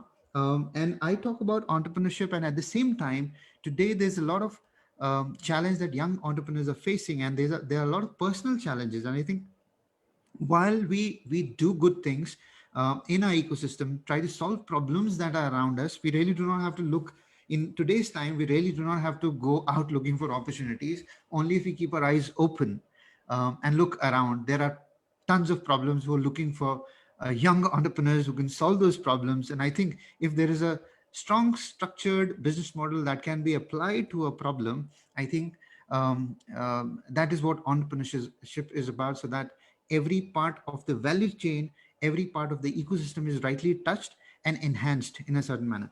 So that is where I would like to end this, that if you really talk about entrepreneurship, youngsters, the young entrepreneurs really have to pitch their ideas and ensure that, that whatever business model they're proposing, it rests on a very strong and a sound understanding of technology. Thank you so much. Yeah, Mr. Babar, before you leave, one question. You have shifted from ethical hacking to trading of Pashmina. So which lens of entrepreneurship you are looking at shift? I'll tell you, my shift is from Silicon Valley to becoming a shepherd. So I herd goats. It's been now almost a decade I've been herding goats.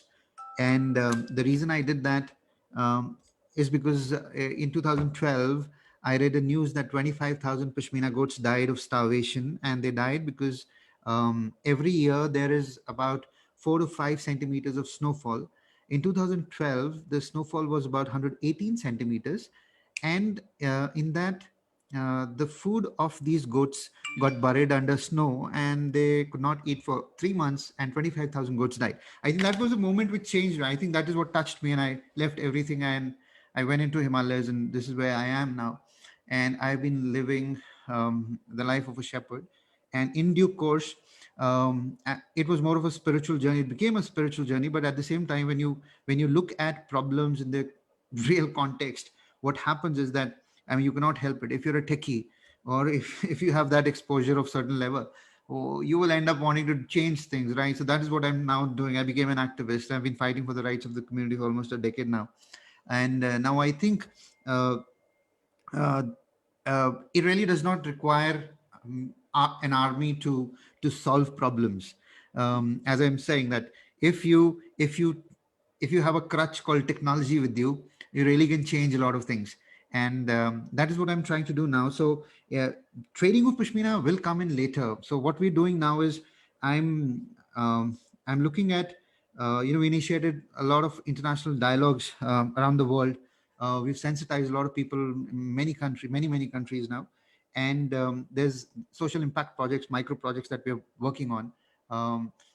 As I said, formally and informally represent 1 million people in this ecosystem who marginalized different challenges that they have of sustainability, of livelihood, of the future of the children, healthcare, and so many issues.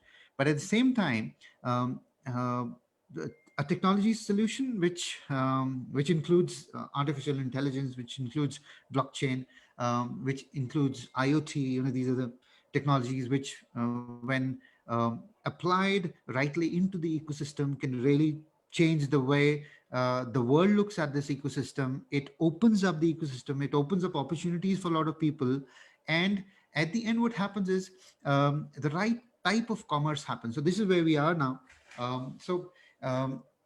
I have a certain role in this ecosystem. On one side, there are challenges of fake Pashmina which come into the market, which is actually killing this whole industry ecosystem. So on one side, fighting that, at the same time, creating research on various sub projects. There are the project that, I mean, the organization that we have is called Pashmina Goat Project, and that is how I started. Now there's a Pashmina Goat Foundation, which is based in London now. We're doing something in New York now. There's very strong engagement at the moment happening in Europe. Because these are fairly big markets for Pashmina. And what we're trying to do is we're trying to influence the policy at the country level. And while we do all of that, we understand that if we have the right kind of technology and the right kind of a structure and right kind of partnerships around the world, we really can change the future of 1 million people who are spread across this ecosystem in Himalaya. So this is where this has happened. Being a techie in Silicon Valley, then turning a shepherd, and which has been a spiritual journey, where I wrote a book called 6 Times Thinner, where I talk about the wisdom of shepherds and wisdom of shepherds to solve the problems of 21st century and what I learned. And there are a lot of interesting lessons there, which are also now lessons for startups, how they can structure themselves when they look at addressing a problem and then proposing a solution. So how do shepherds? So there's an age-old old wisdom that these shepherds have. So this has been a transition, but at the at the time when I was a techie and a Silicon Valley techie, so I was looking at things from a certain prism, but now I look at this same ecosystem from a different prism, and I think a lot of it has changed internally rather than externally. So I think now what I'm trying to do is propose solutions which have which add a lot of meaning when these solutions are implemented, and that is what we are doing right now. Thank you. So kind of you. And one day we'll keep a session for Pashmina, Himalaya, and the global perspectives. Definitely we'll work on that. anytime. That's my pleasure. It's my pleasure. Thank you. Yeah. Brilliant presentation of ideas, Mr. Afzal. And really, I particularly like hearing about some of the new initiatives being put into place at global level. Thank you so much for sharing your views with us. Your Guru Mantra, what I coined from your valuable words is learning from failures, right?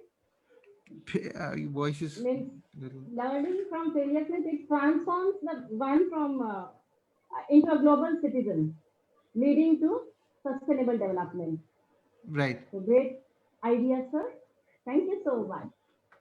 Welcome. So we have had all our panel members, masters of today's session, our shining stars who have made this day a memorable one with their unique style and own ideas of explanation of everything about young entrepreneurship.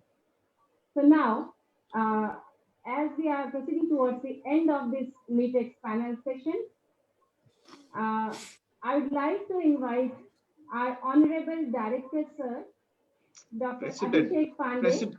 President. I'm so sorry.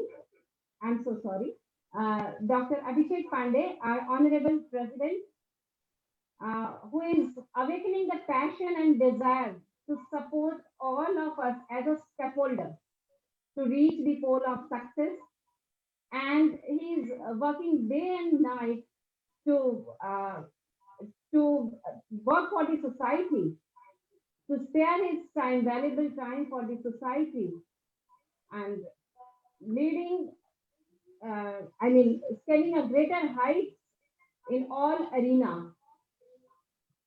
Thank you so much, sir, for your hard work. And now we would like to hear from you. I invite you for the formal vote of thanks. Thank you very much, Mrs. Pratiksha Dixit, madam. I am very much delighted to hear you. You rocked on the stage today. It was really very wonderful, the interaction. As a moderator, you rocked really this stage. And after this, I would like to appreciate, I would like to be very, very thankful to Mrs. Harpreet Kaur, a very good friend of mine. I'm very fortunate to receive her in my organization as an ambassador. And it was a really, insightful talk from her end. And I would like to convey my gratitude to our special guest, Dr. Gul. Really wonderful, and blessed talk from your end. And I was listening you continuously. Even all the panelists were listened, and I am very thankful and grateful to your insightful talk. And other than Dr. Sister Professor in University of Akizeka, Kosovo. She's the chief guest of the program. I'm very thankful to you, madam. Dr. Inkleda. Inkleda, are you there? Thank you very much for your presence, for your insightful talk today. And Dr. Babar Afzal, I would like to quote a word. I would like to quote a few talk of Dr. P.M. Thomas, who is the founder of Himalaya Evangelical Mission, Jammu and Kashmir. When I met him, he's a wonderful person, and he's a wonderful guy. He's a wonderful heart.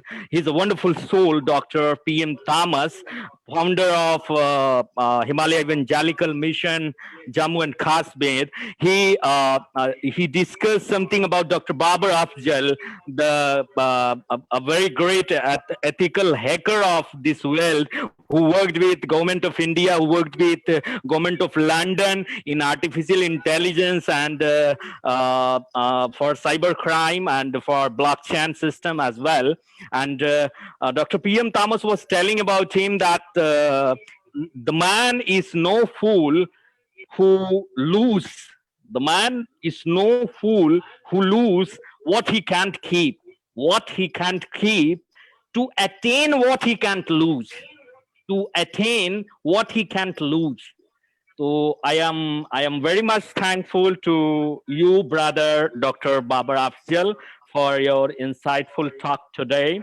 And the panelists, first of all, my gratitude to one of a very, very senior person in entrepreneurial industry, Dr. Subodh Gupta ji. My pranam to you. Miss Ansu Anand, she rocked the stage, entire stage. It was her day. Or Ansu, she's a very, very intelligent girl. She's not only my friend. I'm very fortunate to have you in the platform of CWSIA. Ansu, you rocked today by the insightful talk, by your spiritual thinking, by the realistic ground states you explained. And unfortunately, we can't hear the great economist from Morocco, Mr. Mustafa Khilati.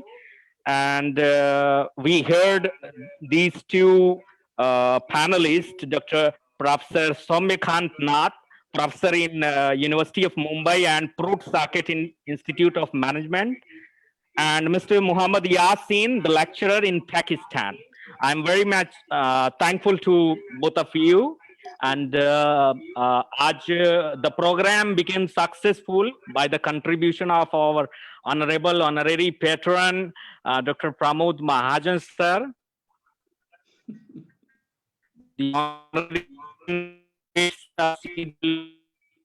And he's the present principal and director of Sharjah Indian School, Dubai.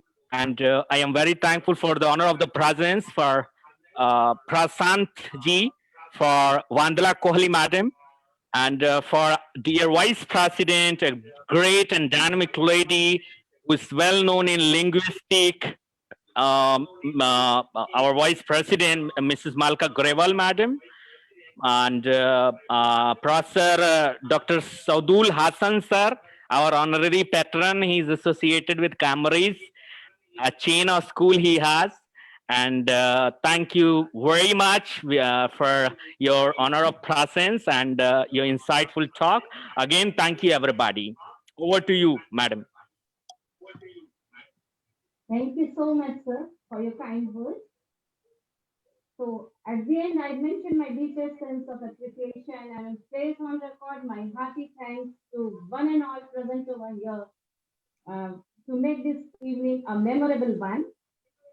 That wraps up everything. Looking forward to see you soon in the next Meetex session very soon. Till that time, stay tuned, stay safe. Good night, Shabbat Khair, with these words that thank you for the good times, the evening you filled with pleasure. Thank you for such fond memories and for feelings we'll always treasure. Thank you once and all. Good night. So shall we end up the meeting now? Yes, yes. Thank you so much, sir.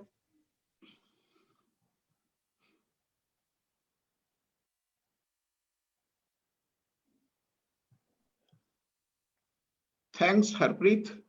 You did a wonderful job today. Oh my God.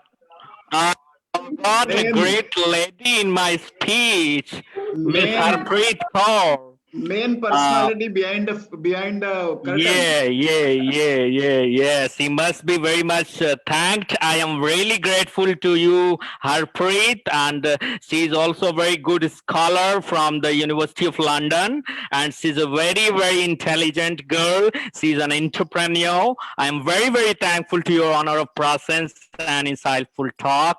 Harpreet, thank you very much to be connected with us. Thank you so much. Thank you, Thank you for Pratiksha. having Thank me. you, Harpreet. Thank you, Panditji. And now we are winding up the session. Thank you, sir. Thank you, Pramodji. Thank you, Pratiksha ma'am. Thank you, Harpreet ma'am. It was very nice to listen to you, hear you in this meeting. Thank you, Thank you Abhishek so sir, much. for organizing such a wonderful LITEX panel session. Absolutely.